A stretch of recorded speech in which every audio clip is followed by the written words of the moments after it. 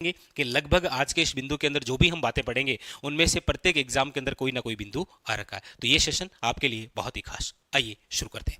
सबसे पहले तो आपके सामने ये रहा राजस्थान का मैप। आप सब जानते हैं ये उत्तर दिशा है, ये दक्षिण दिशा है, ये आपकी पश्चिम दिशा है और ये कौन सी है, पूर्व दिशा। सबसे पहले बात हम करते हैं कि ये जो राजस्थान का मैप है इसके अंदर राजस्थान की जो उत्तर से दक्षिण लंबाई है, उत्तर से दक्षिण क्या लंबाई, और पूर्व से पश्चिम ये रही आपके सामने क्या है, चौड़ाई कितनी है। सबसे पहला आपके सामने क्वेश्चन ये है। आप कहेंगे सर राजस्थान की जो उत्तर से दक्षिण जो लंबाई है वो तो है आपके कितनी, तो आप कहेंगे सर राजस्थान की उत्तर से दक्षिण लंबाई है 826 किलोमीटर। अच्छा, राजस्थान की पश्चिम से पूर्व जो चौड़ाई है वो कितनी है, तो आप कहेंगे सर राजस्थान की पश्चिम से पूर्व जो चौड़ाई है वो है आपके 869 किलोमीटर। और क्वेश्चन आता है कि राजस्थान की लंबाई और चौड़ाई इन दोनों में अंतर कितना है, तो आप कहेंगे राजस्थान की लंबाई और चौड़ाई में जो अंतर है वो है आपके 43 किलोमीटर। बात क्लियर है। राजस्थान की उत्तर से दक्षिण जो लंबाई है वो कितनी है, 826, और पश्चिम से पूर्व जो चौड़ाई है वो कितनी है, 869, और राजस्थान की लंबाई और चौड़ाई में अंतर कितना है, 43 किलोमीटर। यहां से 3 प्रकार के क्वेश्चन। अगली बात, अच्छा राजस्थान के अंदर पूछा जाए आपको कि सबसे उत्तरतम बिंदु कौन सा है, सबसे उत्तरतम बिंदु यानी कि यहां पर, तो आप कहेंगे सर सबसे उत्तरतम जो बिंदु है वो है आपके, याद रखिएगा, कोणा गांव। कौन सा गांव है, वो है कोणा गांव। और कोणा गांव आपके कौन से जिले में, तो आप कहेंगे सर श्री गंगानगर। कहां पर है, आपके श्री गंगानगर में। अच्छा, इसी प्रकार से आपको पूछा जाएगा कि राजस्थान का दक्षिणतम बिंदु कौन सा है, तो आप कहेंगे सर राजस्थान का जो दक्षिणतम बिंदु है वह है आपके बोरकुंड है, याद रखिएगा। कौन सा है, बोरकुंड, और ये कहां पर है, बांसवाड़ा में। यानी आपको पूछा जाए कि राजस्थान का उत्तर से दक्षिण जो विस्तार है वो कहां से लेकर कहां तक है, तो आप कहेंगे सर कोणा गांव श्री गंगानगर से लेकर बोरकुंड गांव बांसवाड़ा तक जो है वो राजस्थान का उत्तर से दक्षिण क्या है, विस्तार। अच्छा, इसी प्रकार आपको पूछा जाएगा कि राजस्थान का पूर्व से पश्चिम विस्तार जो है वो कहां से लेकर कहां तक है, तो आप कहेंगे सर राजस्थान का जो पूर्वी बिंदु है वो है आपके कौन सा, तो आप कहेंगे सर वह है शिलान गांव। कौन सा है, शिलान गांव, जो कि आपके कहां पर है, धौलपुर में। और पश्चिमी जो बिंदु है राजस्थान का वो आपके कौन सा है, तो आप कहेंगे सर वो है आपके कटरा। और कटरा कहां पर है, तो आप कहेंगे सर जैसलमेर। 4 बिंदु और कंप्लीट हुए। राजस्थान की उत्तर से दक्षिण लंबाई हो गई, पूर्व से पश्चिम चौड़ाई हो गई, राजस्थान की लंबाई और चौड़ाई में अंतर हो गया। अच्छा, राजस्थान का उत्तर बिंदु, दक्षिण बिंदु, पूर्व बिंदु और पश्चिम बिंदु। कई बार क्या होता है, क्वेश्चन इस प्रकार से आ जाता है कि निम्न में से राजस्थान का उत्तर से दक्षिण विस्तार है तो कोणा गांव गंगानगर से लेकर बोरकुंड गांव बांसवाड़ा तक, या क्वेश्चन आ जाता है राजस्थान का पूर्व से पश्चिम विस्तार है तो याद रखिएगा सिलान गांव धौलपुर से लेकर कटरा गांव जैसलमेर। ठीक है, अब यहीं पर हम देख लेते हैं कि राजस्थान का अक्षांश विस्तार कितना है, राजस्थान का अक्षांश विस्तार। तो आप कहेंगे सर राजस्थान का जो अक्षांश विस्तार है वो आपके यहां से शुरू है, और राजस्थान का जो अक्षांश विस्तार है वो कितना है, तो आप कहेंगे सर 23 डिग्री 3 मिनट उत्तरी अक्षांश से लेकर 23 डिग्री 3 मिनट, या फिर आप कह सकते हैं 23 डिग्री 03 मिनट उत्तरी अक्षांश से लेकर 30 मिनट 30 डिग्री 12 मिनट उत्तरी अक्षांश। ध्यान दीजिएगा वापस कि राजस्थान का जो अक्षांशीय विस्तार है वो कितना है, तो आप कहेंगे सर राजस्थान का जो अक्षांशीय विस्तार है वो है 23 डिग्री 3 मिनट, या फिर इसे कह सकते हैं 23 डिग्री 03 मिनट उत्तरी अक्षांश से लेकर 30 डिग्री 12 मिनट उत्तरी अक्षांश। ये राजस्थान का क्या है, आप कहेंगे सर ये जो है ये है आपके राजस्थान का अक्षांशीय विस्तार। और एक क्वेश्चन और भी तो आता है अक्षांश से कि राजस्थान का अक्षांशीय अंतर कितना है, तो आप कहेंगे सर राजस्थान का जो अक्षांशीय अंतर है वो है 7 डिग्री और 9 मिनट। ये क्या है, तो आप कहेंगे सर ये है राजस्थान का अक्षांशीय अंतर। कंप्लीट। इसी प्रकार से आपके सामने क्वेश्चन आता है कि राजस्थान का देशांतरी विस्तार कितना है, तो आप कहेंगे सर राजस्थान का जो देशांतरी विस्तार है वो है आपके 69 डिग्री 30 मिनट पूर्वी देशांतर से, 69 डिग्री 30 मिनट पूर्वी देशांतर से लेकर याद रखिएगा 78 डिग्री 17 मिनट पूर्वी देशांतर तक। यह आपके राजस्थान का क्या हो गया है, देशांतरी विस्तार। और अगली बात, राजस्थान के इस देशांतरीय अंतर कितना है, यानी कि ये जो है देशांतर 69 डिग्री 30 मिनट पूर्वी देशांतर से लेकर 78 डिग्री 17 मिनट पूर्वी देशांतर, इनमें अंतर कितना है। क्वेश्चन यहां से आएगा देशांतरीय अंतर, तो आप कहेंगे सर राजस्थान का जो देशांतरीय अंतर है वो है आपके 8 डिग्री और 47 मिनट। सारी बातें क्लियर है। सबसे पहले आपने देखा कि राजस्थान की लंबाई चौड़ाई, तो उत्तर से दक्षिण कितना है 826, पूर्व से पश्चिमी कितना है 869। तो राजस्थान की लंबाई चौड़ाई फिर अंतर हुआ। उसके बाद में हमने देखा कि राजस्थान का उत्तर से दक्षिण विस्तार कोणा गांव से लेकर बोरकुंड, पूर्व से पश्चिमी विस्तार सिलान गांव से लेकर कटरा गांव। उसके बाद में फिर आपने देखा राजस्थान का अक्षांशीय अंतर कितना है, राजस्थान का देशांतरीय अंतर कितना है, और इसके अलावा राजस्थान का अक्षांशीय विस्तार 23 डिग्री 03 मिनट या 23 डिग्री 3 मिनट उत्तरी अक्षांश से लेकर 30 डिग्री 12 मिनट उत्तरी अक्षांश। और इसी क्रम में आपने देखा राजस्थान का देशांतरीय विस्तार 69 डिग्री 30 मिनट पूर्वी देशांतर से लेकर 78 डिग्री 17 मिनट पूर्वी देशांतर। ठीक है, अब देखो अगली बात यह है कि ये जो आपके सामने राजस्थान है भाई, ये जो आपको मैप दिखाई दे रहा है राजस्थान का, इस राजस्थान की यदि हम कुल स्थलीय सीमा की बात करते हैं, ये राजस्थान है संपूर्ण, और इस संपूर्ण राजस्थान की मैं चर्चा करने वाला हूं किसको लेकर, वो है आपके सामने सीधा वन लाइनर क्वेश्चन आता है कि राजस्थान की जो है वो आपके स्थलीय सीमा कितनी है। क्वेश्चन आ गया राजस्थान की कुल स्थलीय सीमा कितनी है, तो आप कहेंगे सर राजस्थान की जो कुल स्थलीय सीमा है वो है आपके सामने, याद रखिएगा 5920 किलोमीटर। राजस्थान की जो कुल स्थलीय सीमा है वो कितनी है 5920 किलोमीटर। अच्छा, ये जो कुल स्थलीय सीमा है 5920, इनमें से आपको याद रखना है कि ये जो बाउंड्री है, ये जो रेड कर रहा हूं मैं, ये जो बाउंड्री है ये है आपके कौन सी, आप कहेंगे सर रेड क्लिप रेखा, और ये पाकिस्तान के साथ है। पाकिस्तान के साथ है, इसका मतलब हमारे राजस्थान की ऐसी बाउंड्री जो किसी देश के साथ लगती है उसे आप क्या कहते हैं, तो आप कहेंगे सर उसे आप कहते हैं अंतर्राष्ट्रीय सीमा।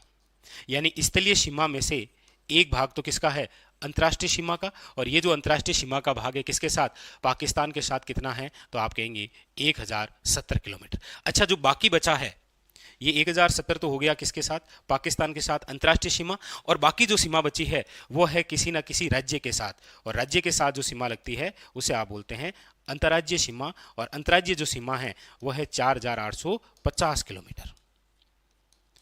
3 बिंदु है, एक तो ये बिंदु था कि राजस्थान की स्थलीय सीमा कितनी है टोटल, तो आपने कहा राजस्थान की टोटल स्थलीय सीमा है 5920 किलोमीटर, इनमें से अंतर्राष्ट्रीय सीमा कितनी है, तो 1070, ये रही यहां से लेकर यहां तक। अच्छा, पूछ लिया जाए कि राजस्थान की जो पाकिस्तान के साथ अंतर्राष्ट्रीय सीमा है वो कितनी है, 1070। अच्छा, कहां से लेकर कहां तक है, तो याद रखिएगा ये जो रेड क्लिप रेखा है जो कि राजस्थान और आपके पाकिस्तान के मध्य, इसका जो विस्तार है वो आपके याद रखिएगा कहां से कहां तक है, तो याद रखिएगा हिंदुमल कोट श्री गंगानगर से लेकर याद रखिएगा बांकाशर जो कि आपके शाहगढ़ बाड़मेर में है, यहां तक ये जो बाउंड्री है ये आपके पाकिस्तान के साथ है, और ये पाकिस्तान के साथ टोटल कितनी है 1070। अच्छा, वर्तमान के एग्जाम के अंदर हम देखते हैं तो देखिए कौन कौन से जिले हैं राजस्थान के जो पाकिस्तान के साथ हैं, एक तो है आपकी श्री गंगानगर, उसके बाद में है फिर बीकानेर, उसके बाद में फिर आप पढ़ते हैं जैसलमेर, उसके बाद में फिर आप पढ़ते हैं बाड़मेर।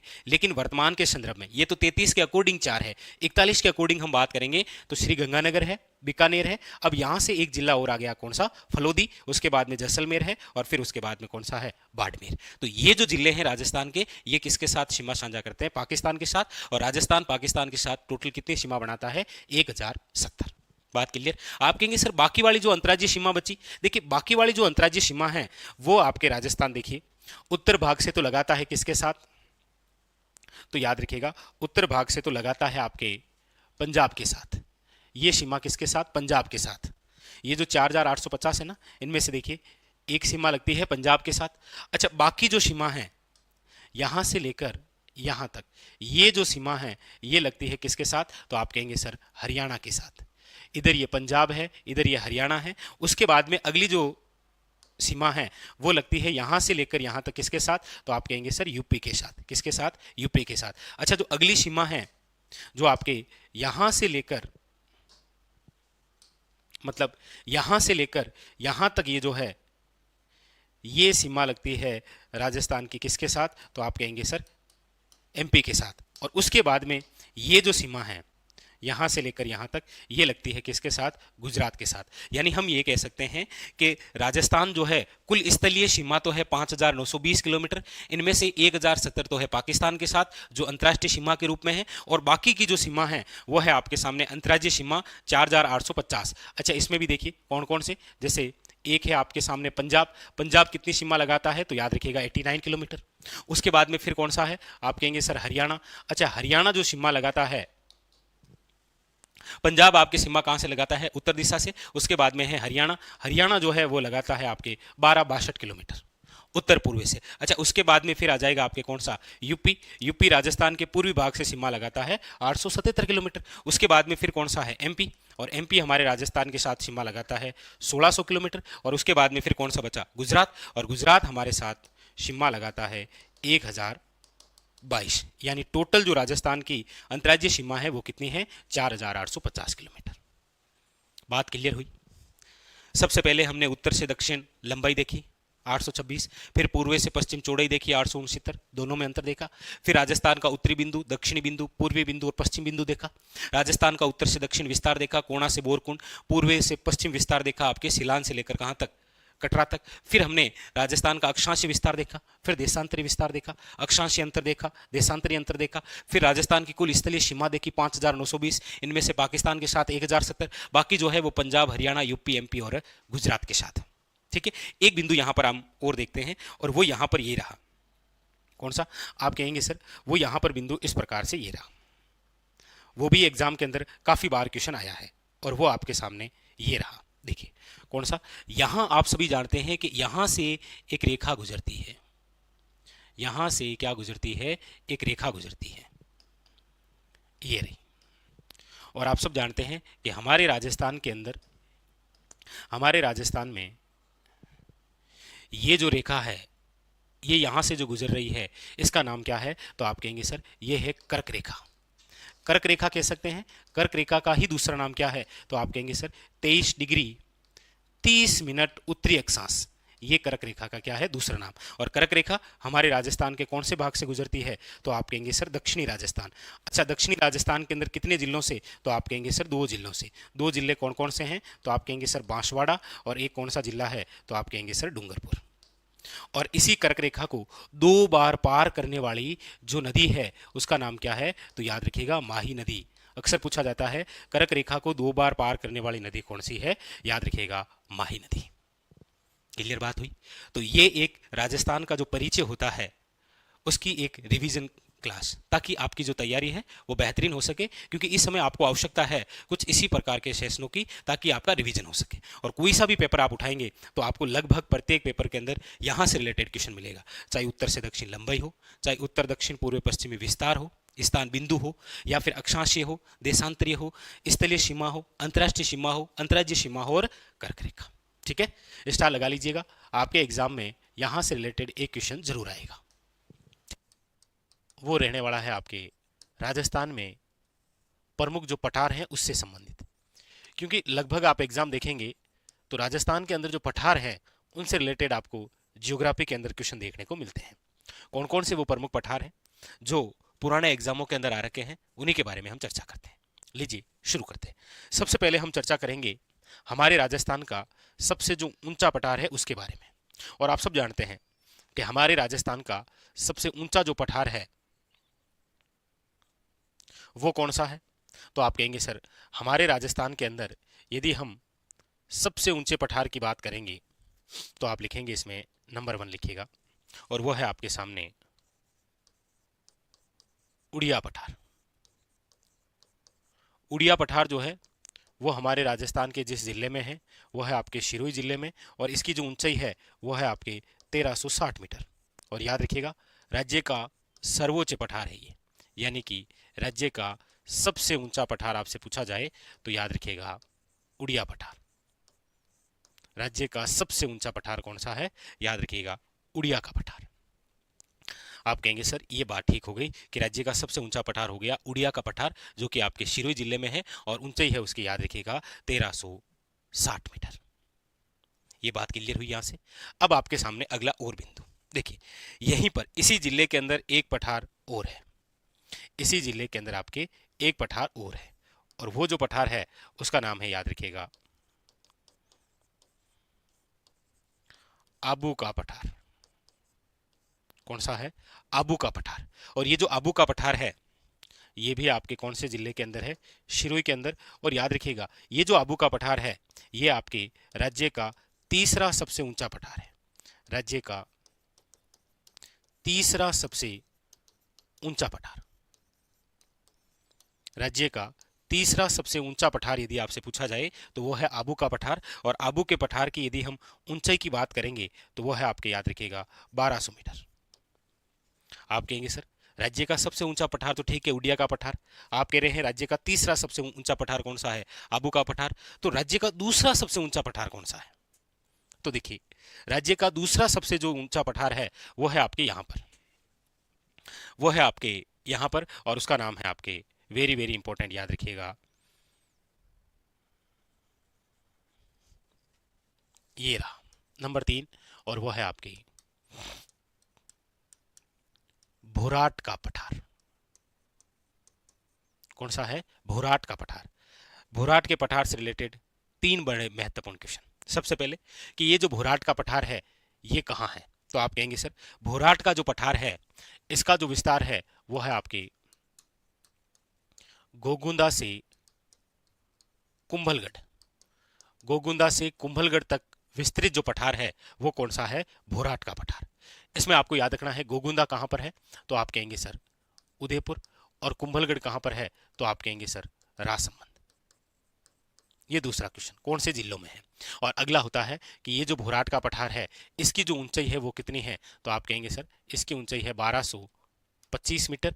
और याद रखिएगा ये आपके राज्य का दूसरा सबसे ऊंचा पठार है, राज्य का दूसरा सर्वोच्च पठार। तो ये हमारी जो चर्चा हुई वो हुई राजस्थान के सबसे ऊंचे पठार को लेकर, जिसका नाम है आपके क्या? याद रखिएगा उड़िया का पठार। उसके बाद में हमारी जो चर्चा हुई वो हुई आपके सामने राज्य का तीसरा सबसे ऊंचा पठार कौन सा है? तो आपने कहा सर राज्य का तीसरा सबसे ऊंचा पठार जो है वो है आबू का पठार, और इसकी ऊंचाई कितनी है? तो 1200 मीटर। और अगली बात, राज्य का दूसरा सर्वोच्च पठार कौन सा है? तो आपने कहा राज्य का दूसरा सर्वोच्च जो पठार है वो है भोराट का पठार। तो देखिए उड़िया का पठार सबसे ऊंचा 1360, दूसरा सबसे ऊंचा भोराट का पठार 1225, और तीसरा जो है वो है आपके आबू का पठार जिसकी ऊंचाई है कितनी? 1200 मीटर। ये तीनों क्वेश्चन पूछे गए हैं, सबसे ऊंचा, दूसरा और तीसरा।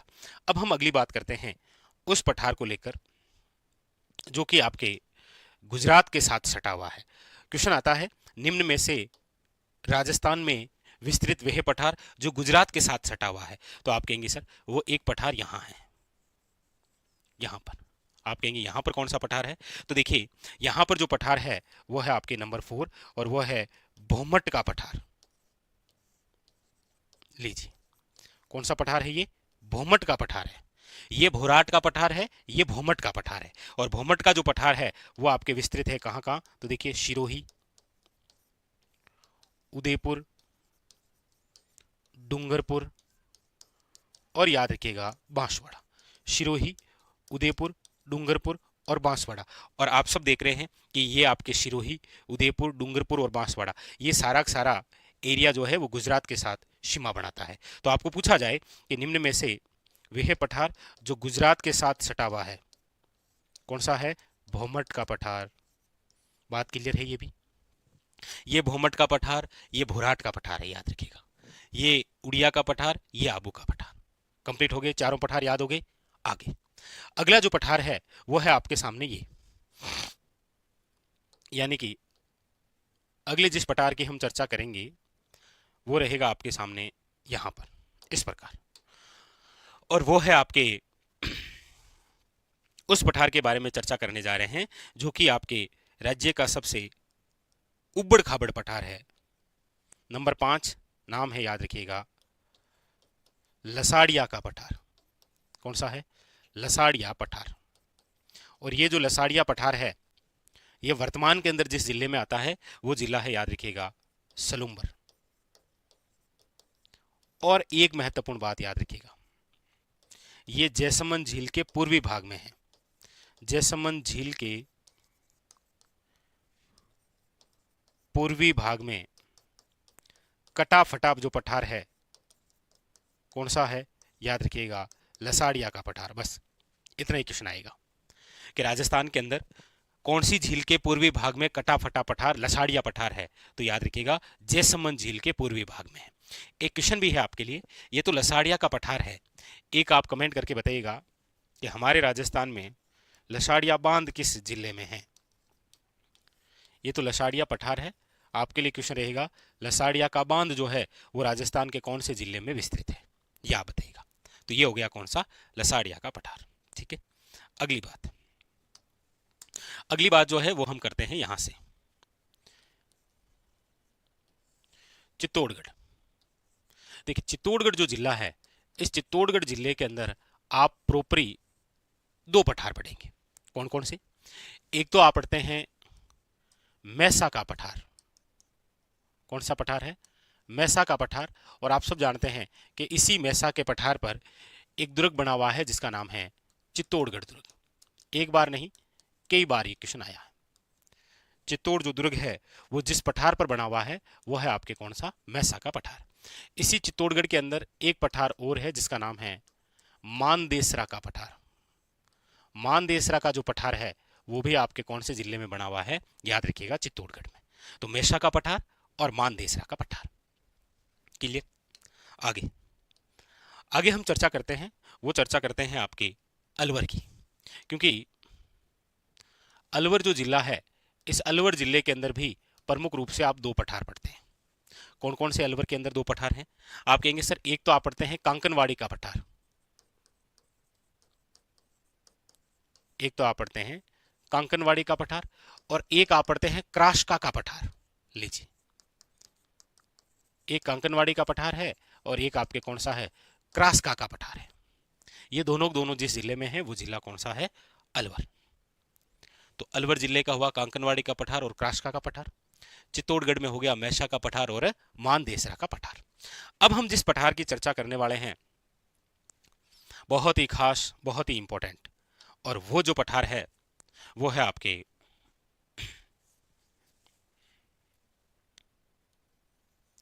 यहां पर। कौन सा पठार है ये, आप कहेंगे सर यहां पर मैं जिस पठार की चर्चा कर रहा हूं, थोड़ा गहरा कर देता हूं इसको, यहां पर मैं जिस पठार की चर्चा कर रहा हूं यह है आपके ऊपरमाल का पठार। कौन सा है, ऊपरमाल का पठार। और ऊपरमाल का जो पठार है वो कहां से कहां विस्तृत है, तो आप कहेंगे सर ये है आपके भैंसरोडगढ़ से लेकर भैंसरोडगढ़ से बिजोलिया तक जो विस्तृत पठार है, भैंसरोडगढ़ से बिजोलिया तक विस्तृत जो पठार है वो कौन सा है, ऊपरमाल का पठार है। और आप सब जानते हैं कि भैंसरोडगढ़ कहां पर है, तो आप कहेंगे सर चित्तौड़गढ़, और बिजोलिया कहां पर है, तो भीलवाड़ा। ये कौन सा पठार हो गया, ऊपरमाल का पठार। बात हुई क्लियर। चर्चा हो रही है हमारी आज के इस सेशन में जिस बिंदु को लेकर, वो है राजस्थान के प्रमुख पठार। सबसे पहले हमने पढ़ा है नंबर 1 राजस्थान का सबसे ऊंचा पठार उडिया का पठार 1360 मीटर सिरोही। फिर हमने पढ़ा राज्य का तीसरा सबसे ऊंचा पठार आबू का पठार सिरोही 1200 मीटर। फिर हमने पढ़ा राज्य का दूसरा सर्वोच्च पठार 1225 भोराट का पठार गोगुंदा से लेकर कुंभलगढ़। 3 तो ये। चौथा फिर हमने पढ़ा था भोमट का पठार जो गुजरात के साथ सटा हुआ है। 5वां जो हमने पठार पढ़ा वो था आपके लसाड़िया का पठार जो कि जैसमंद झील के पूर्वी भाग में कटा फटा पठार था। ठीक है। उसके बाद में फिर नंबर 6 हमने पढ़ा है मैसा का पठार जो कि आपके चित्तौड़गढ़ जिले में है, और याद रखिएगा चित्तौड़गढ़ दुर्ग जो बना है वो इसी पठार पर है। फिर नंबर 7 पर हमने पढ़ा है मानदेसरा का पठार, इंपॉर्टेंट याद रखिएगा। नंबर 8 है आपके कांकनवाड़ी का पठार। नंबर 9 हमने पढ़ा है क्रासका का पठार, और नंबर 10 जो हमने पढ़ा है वो है ऊपरमाल का पठार। यानी कि हमने आज के इस सेशन में राजस्थान के टॉप जो 10 पठार हैं उसके बारे में चर्चा की। आप कोई सा भी पेपर देखेंगे तो ज्यादातर क्वेश्चन जो है जिन पठारों से हैं वो एक तो भोराट का पठार है, एक ऊपरमाल का पठार है, एक भोमट का पठार है। याद रखिएगा ये तो है ही ज्यादातर, लेकिन इनमें से एक भी ऐसा पठार नहीं है जो आज तक एग्जामिनर ने नहीं पूछा है। आपको कांकनवाड़ी का पठार, क्रासका का पठार, मैसा का पठार, मानदेसरा का पठार, ये भी क्वेश्चन पूछा गया है। यहां से आप याद रखेंगे आबू का पठार, उड़िया का पठार, भोराट का पठार, भोमट का पठार, लसाड़िया का पठार। ये भी ऐसे पठार हैं जिनसे ज्यादातर एग्जामिनर क्वेश्चन बनाता है। करेंगे वो है राजस्थान के प्रतीक चिन्ह।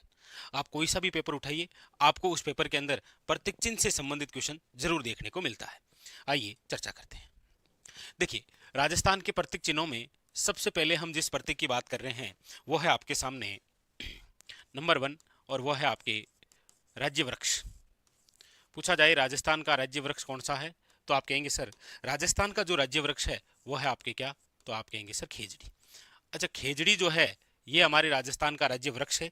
इसे दर्जा कब दिया गया, तो आप कहेंगे सर वो है 31 अक्टूबर 1983। याद रखिएगा 31 अक्टूबर 1983 जो है वो दर्जा प्राप्त है किसे, खेजड़ी को। किसका, राज्य वृक्ष का। ये जो खेजड़ी है इसका जो वैज्ञानिक नाम है वो क्या है, तो आप कहेंगे सर इस खेजड़ी का जो वैज्ञानिक नाम है वो है आपके प्रोसोपिस सिनेरेरिया। याद रखिएगा, इंपॉर्टेंट, क्या नाम है, प्रोसोपिस सिनेरेरिया। आप कहेंगे सर ये जो खेजड़ी है इसे आप स्थानीय भाषा के अंदर क्या कहते हैं, तो आप कहेंगे सर स्थानीय भाषा के अंदर आप इसे सामल कहते हैं। क्या कहते हैं, याद रखिएगा, सामल। जबकि इसी खेजड़ी वृक्ष को विष्णुई समाज के जो लोग हैं वो जिस नाम से इसकी पूजा करते हैं वो है आपके, याद रखिएगा, सम्मी वृक्ष। किस नाम से, सम्मी वृक्ष। अच्छा, ये जो खेजड़ी है इसे याद रखिएगा आप राजस्थान का गौरव कहते हैं। क्या कहते हैं इसे आप, राजस्थान का गौरव। अच्छा, ये दीर्घायु वनस्पति है, इसीलिए आप पढ़ते हैं कि ये जो खेजड़ी है इस खेजड़ी को कहा जाता है राजस्थान का कल्प वृक्ष। क्या कहा जाता है, याद रखिएगा, राजस्थान का कल्प वृक्ष। अच्छा, इसे आप राजस्थान का कल्प वृक्ष कह सकते हैं, आप इसे थार का कल्प वृक्ष कह सकते हैं, आप इसे रेगिस्तान का कल्प वृक्ष कह सकते हैं। जो भी आपसे पूछे, जैसे भी पूछे कि राजस्थान का कल्प वृक्ष किसे कहते हैं, तो याद रखिएगा खेजड़ी। रेगिस्तान का कल्प वृक्ष पूछे तो याद रखिएगा खेजड़ी। थार का कल्प वृक्ष पूछे तो भी आप याद रखेंगे कौन सा है, वो आप कहेंगे सर खेजड़ी। क्लियर। यहाँ पर ये खेजड़ी जो है ये आपके राज्य वृक्ष दर्जा कब मिला है, 1983, जरूर याद रखिएगा। इसका जो साइंटिफिक नेम है वो क्या है, तो याद रखिएगा प्रोसोपिस सिनेरेरिया। इसके अलावा स्थानीय नाम क्या है, विष्णुई समुदाय के जो लोग हैं, विष्णुई संप्रदाय के लोग, वो इसे आप क्या कहते हैं, समी वृक्ष। इसके अलावा राजस्थान का कल्प वृक्ष है, थार का कल्प वृक्ष है, और रेगिस्तान का क्या है, ये कल्प वृक्ष। अच्छा, इसके अलावा याद रखिएगा कि ये जो खेजड़ी है इसे आप शेखावटी के अंदर जिस नाम से जानते हैं वो है आपके, याद रखिएगा, झांटी। किस नाम से जानते हैं, झांटी। अच्छा, ये जो खेजड़ी वृक्ष है इस खेजड़ी वृक्ष के नीचे जो है वो कौन से लोक देवता के थान होते हैं। इसीलिए आप एक कहावत सुनते हैं कि गांव गांव खेजड़ी और गांव गांव घोगो, यानी घोगा जी के थान। आप कहेंगे सर इस खेजड़ी की जो पूजा है वो आपके किस अवसर पर होती है, तो याद रखिएगा दशहरे के अवसर पर। दशहरा, या जिसे आप पढ़ते हैं विजयादशमी के नाम से, इस अवसर पर याद रखिएगा खेजड़ी वृक्ष की क्या होती है, वेरी वेरी इंपॉर्टेंट, याद रखिएगा, पूजा। ठीक है, दशहरा या फिर क्या आ जाएगा, विजयदशमी। अच्छा, वर्तमान के अंदर चर्चा में क्यों है, क्योंकि ये जो खेजड़ी है इसकी जो हरी फली होती है उसे आप कहते हैं सांगरी।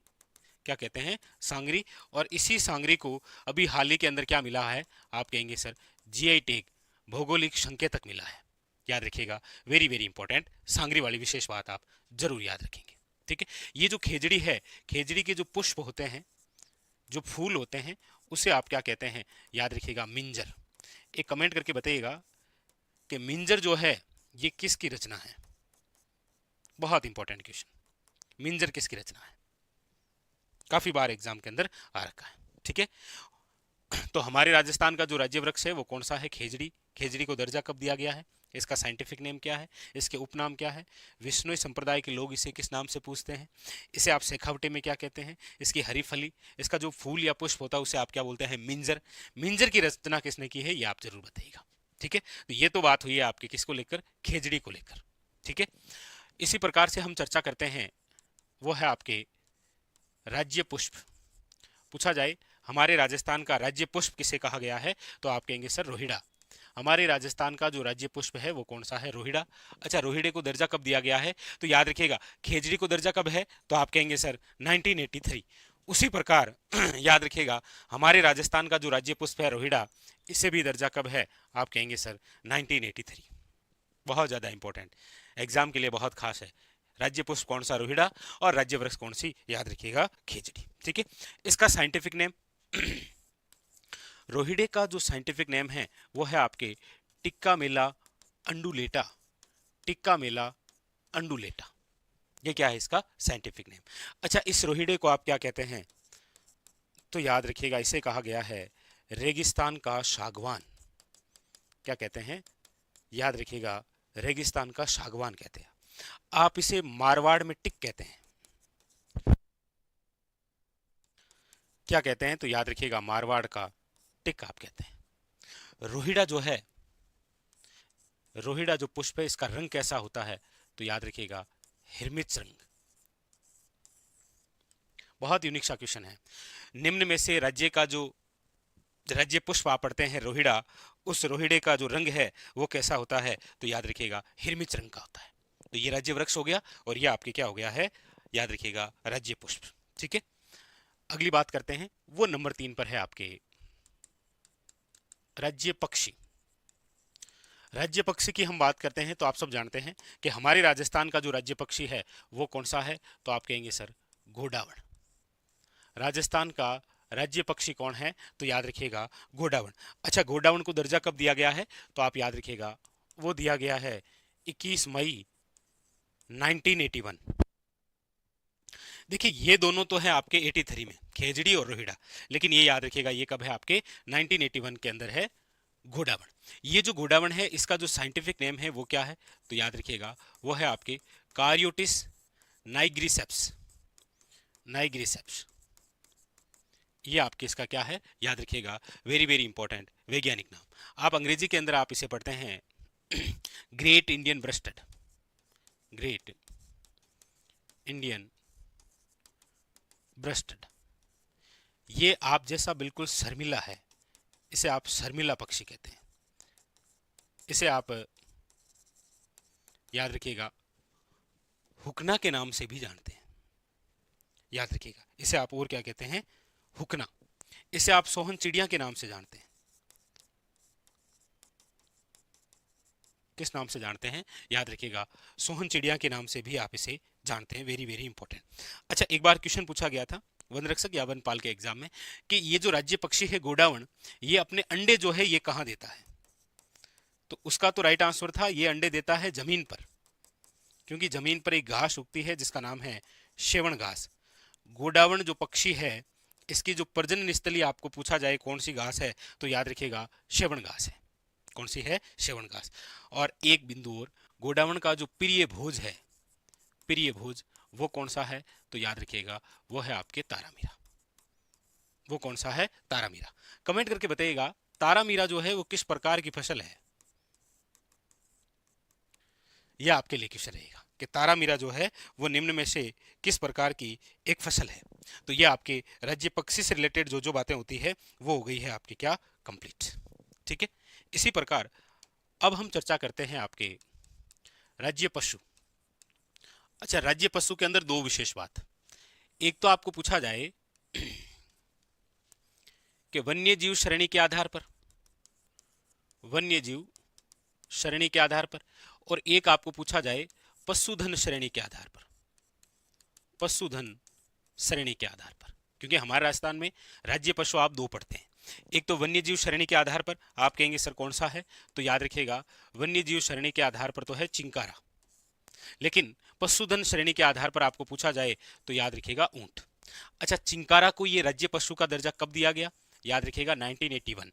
अच्छा, ऊंट को कब प्राप्त है, याद रखिएगा 2014। ये जो चिंकारा है, इस चिंकारा का साइंटिफिक नेम क्या है, तो याद रखिएगा गजेला गजेला। क्या नाम है, याद रखिएगा गजेला गजेला। जबकि ऊंट जो है इसका साइंटिफिक नेम क्या है, तो आप कहेंगे सर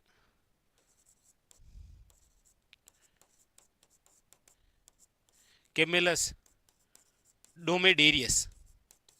याद रखिएगा पूछा गया है किसी एग्जाम में, कैमेलस डोमेडेरियस। ये ऊंट का क्या है आपके, याद रखिएगा वैज्ञानिक नाम। इसके अलावा ऊंट जो है इसे याद रखिएगा रेगिस्तान का जहाज कहते हैं आप।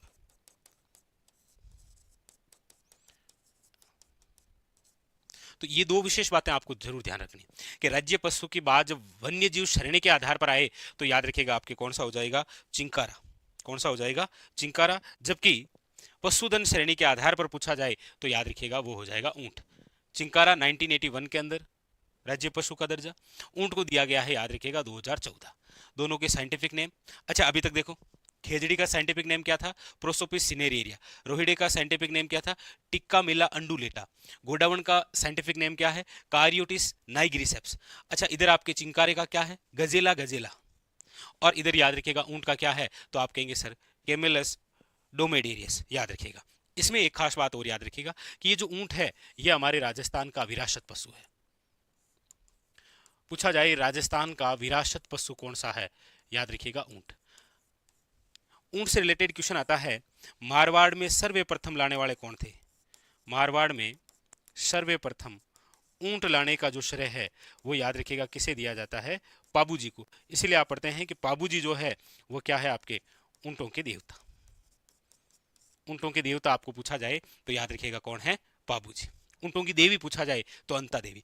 इसके अलावा देखिए ऊंट के गले का जो आभूषण है उसे तो आप कहते हैं गोरबंद, पूछा गया क्वेश्चन है। मुख का जो आभूषण है उसे आप कहते हैं मोर का। पीठ का जो आभूषण है उसे आप कहते हैं पिलाण।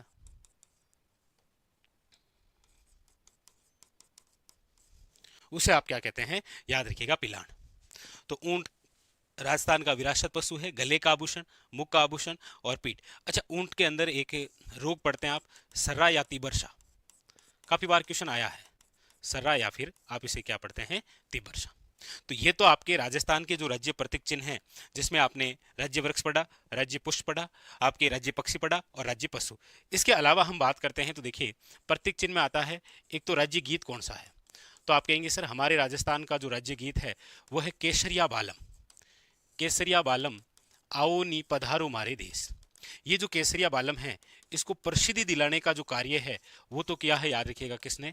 तो आप कहेंगे सर अल्लाह जिलाई बाई। किसने किया है? अलाई जिलाई बाई ने। लेकिन याद रखिएगा केसरिया बालम को सर्वप्रथम यदि किसी ने गाया है तो वो मांगी बाई है, और ये मांगी बाई उदयपुर की है। जबकि अल्लाह जिला बाई कहाँ की है? याद रखिएगा बीकानेर की। राज्य गीत पूछे तो ये जरूर याद रखिएगा कौन सा है? केसरिया बालम। अच्छा इसके अलावा आपको पूछा जाए कि राज्य कवि कौन है, तो याद रखिएगा राज्य कवि जो है वो है आपके सूर्यमल मिश्र। कौन है? सूर्यमल मिश्र, जिनका जन्म जो है वो 1815 के अंदर हरना गांव बूंदी में हुआ था।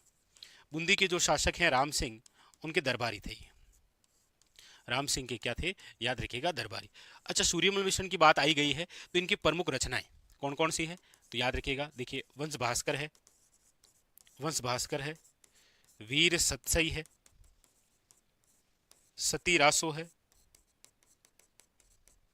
राम रंजाट है, राम रंजाट है, बलवंत विलास है, बलवंत विलास है, छांदो मयूख है। तो ये जो रचनाएं हैं ये आपके सामने किसकी रचनाएं हैं? याद रखिएगा सूर्यमल मिश्र। 1857 क्रांति को अपनी आंखों से देखने वाले प्रत्यक्ष दृष्टा इतिहासकार कोई है तो वो कौन है? याद रखिएगा सूर्यमल मिश्र। ठीक। इसके अलावा आपको पूछा जाए कि हमारे राजस्थान का राज्य खेल कौन सा है, तो याद रखिएगा बास्केटबॉल। हमारे राजस्थान का राज्य खेल यदि आपसे पूछा जाए तो याद रखिएगा बास्केटबॉल। इसे दर्जा कब हुआ है? 1948 के अंदर प्राप्त। अच्छा हमारे राजस्थान का राज्य नृत्य कौन सा है? तो आप कहेंगे सर राज्य नृत्य है घूमर। पूछा जाए हमारे राजस्थान का राज्य वाद्य यंत्र कौन सा है? राज्य वाद्य यंत्र तो आप कहेंगे सर हमारे राजस्थान का राज्य वाद्य यंत्र है वो है, याद रखिएगा अलगोजा। कौन सा है? याद रखिएगा अलगोजा। Very very important. ठीक है, तो राज्य खेल, राज्य नृत्य, राज्य वाद्य यंत्र और राज्य गीत, राज्य कवि। एक जो है वो आपके लिए है, कमेंट करके बताइएगा कि राज्य मिठाई कौन सी है? हमारे राजस्थान में राज्य मिठाई कौन सी है? इसका आंसर जो है वो आप कमेंट बॉक्स के अंदर जरूर बताइएगा। तो राजस्थान में प्रमुख हस्तकला, राजस्थान में प्रमुख हस्तकला से संबंधित, क्योंकि यहां से एग्जाम के अंदर क्वेश्चन आपको देखने को मिलेगा। राजस्थान प्रमुख हस्तकला, आइए देखते हैं। सबसे पहले हस्तकला से रिलेटेड यदि हम चर्चा कर रहे हैं तो हमें जाना पड़ेगा हस्तकला का तीर्थ स्थल जिस जिले को कहते हैं वो कौन सा है? तो आप कहेंगे सर हस्तकला का तीर्थ स्थल जिस जिले को कहते हैं वो है आपके राजधानी जयपुर। आइए चलते हैं उधर। जयपुर। जयपुर जिसे आप क्या कहते हैं, आप कहेंगे सर हस्तकला का तीर्थ स्थल, याद रखिएगा। सीधा सीधा ऑनलाइनर क्वेश्चन भी बन सकता है कि हस्तकला का तीर्थ स्थल किसे कहा जाता है, याद रखिएगा जयपुर को। जयपुर के अंदर प्रमुख रूप से कौन कौन सी हस्तकलाएं आपको देखने को मिलती है, तो आप कहेंगे सर जयपुर में सबसे प्रमुख रूप से आपको देखने को मिलेगी वह है आपके ब्लू पोट्री। कि ब्लू पोट्री जो कला है वो कहाँ की प्रसिद्ध है, जयपुर की। अच्छा, ब्लू पोट्री से जब भी क्वेश्चन आता है तो क्वेश्चन आता है 1974 के अंदर पद्मश्री से सम्मानित व्यक्ति जिनका नाम है कृपाल सिंह शेखावत। अक्सर क्वेश्चन आता है ब्लू पोट्री को पहचान दिलाने का कार्य जिस व्यक्तित्व द्वारा किया गया वह है कृपाल सिंह शेखावत, इसीलिए इनको 1974 के अंदर कौन सा पुरस्कार दिया गया था, याद रखिएगा पद्मश्री। पद्मश्री, ठीक है। जयपुर की ही दूसरी जो कला प्रसिद्ध है वो है आपके कौन सी, मीनाकारी। कौन सी है, मीनाकारी। अच्छा, मीनाकारी जो है याद रखिएगा, इस मीनाकारी को हस्तकला की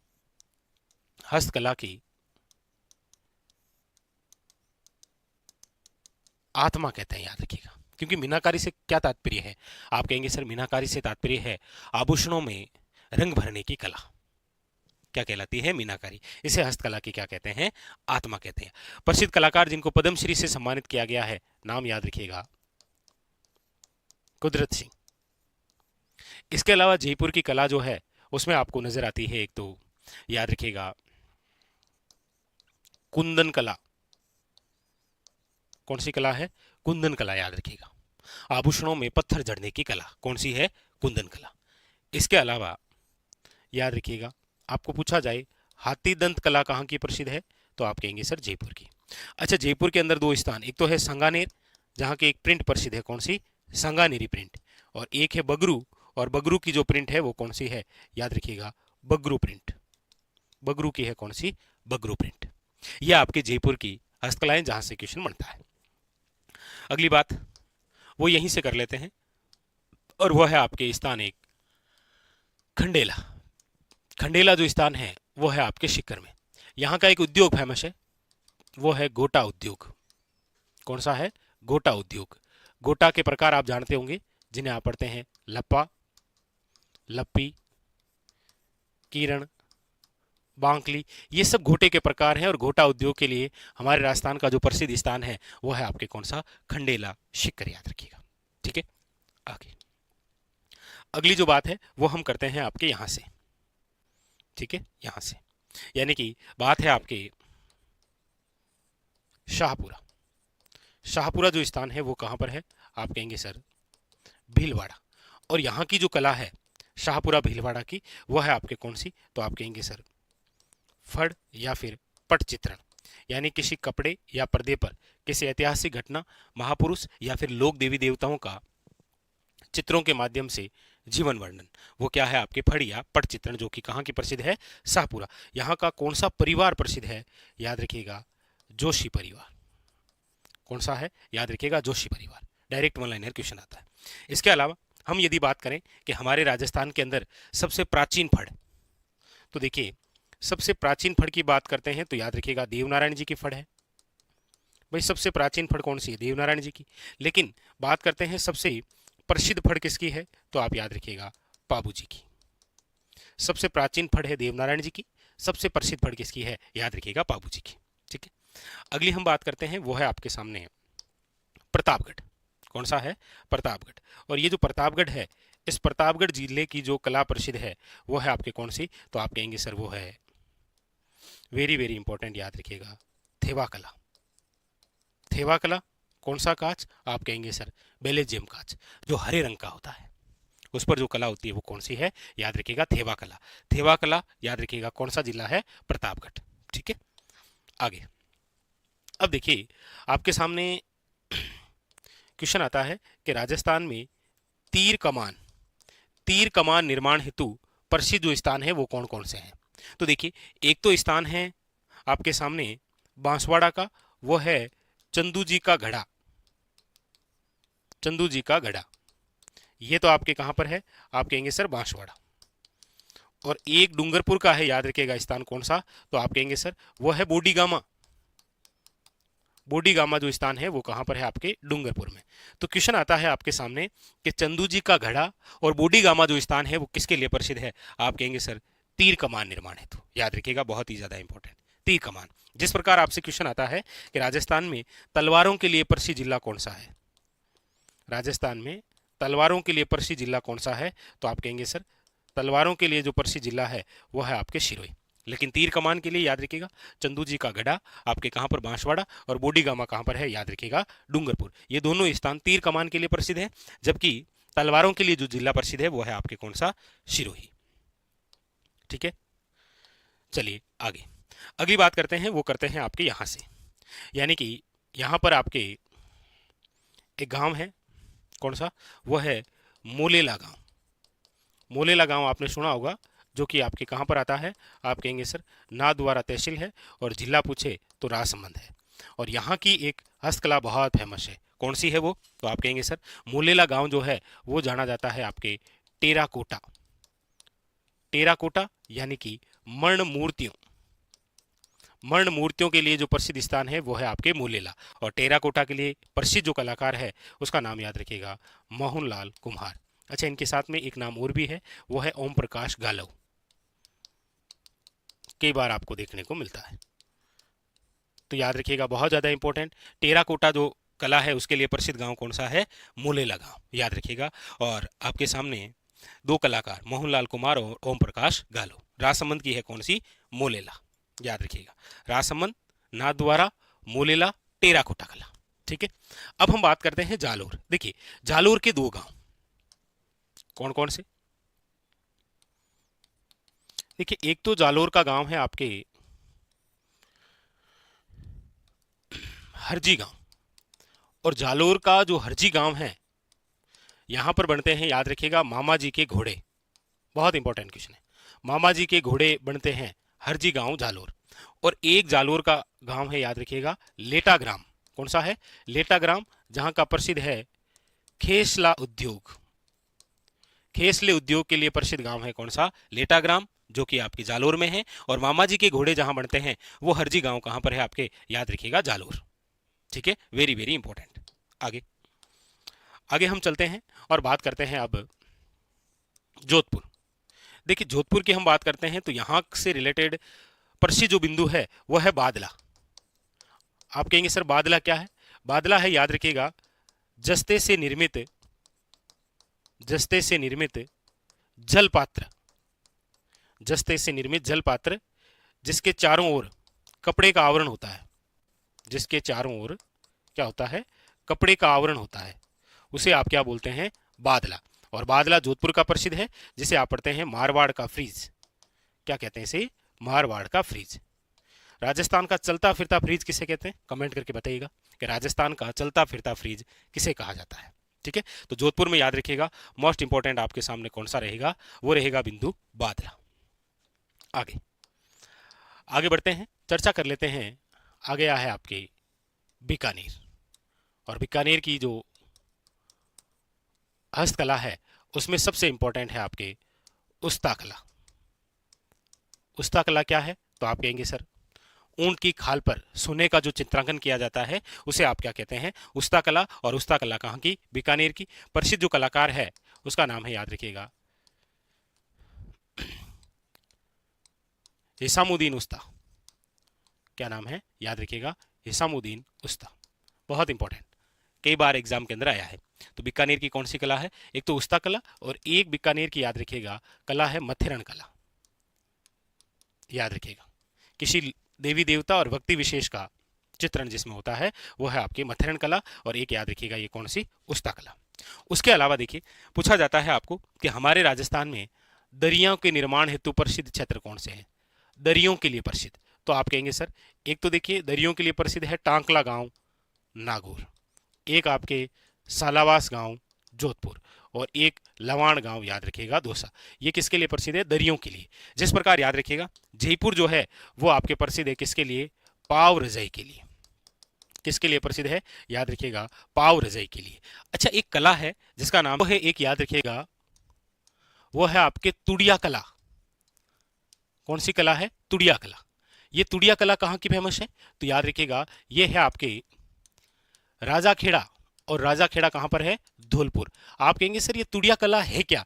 तो याद रखिएगा, नकली आभूषण बनाने की कला, नकली नकली आभूषण बनाने की जो कला है वो कौन सी है? तुड़िया कला। और तुड़िया कला कहाँ की फेमस है? याद रखिएगा, राजाखेड़ा, धौलपुर।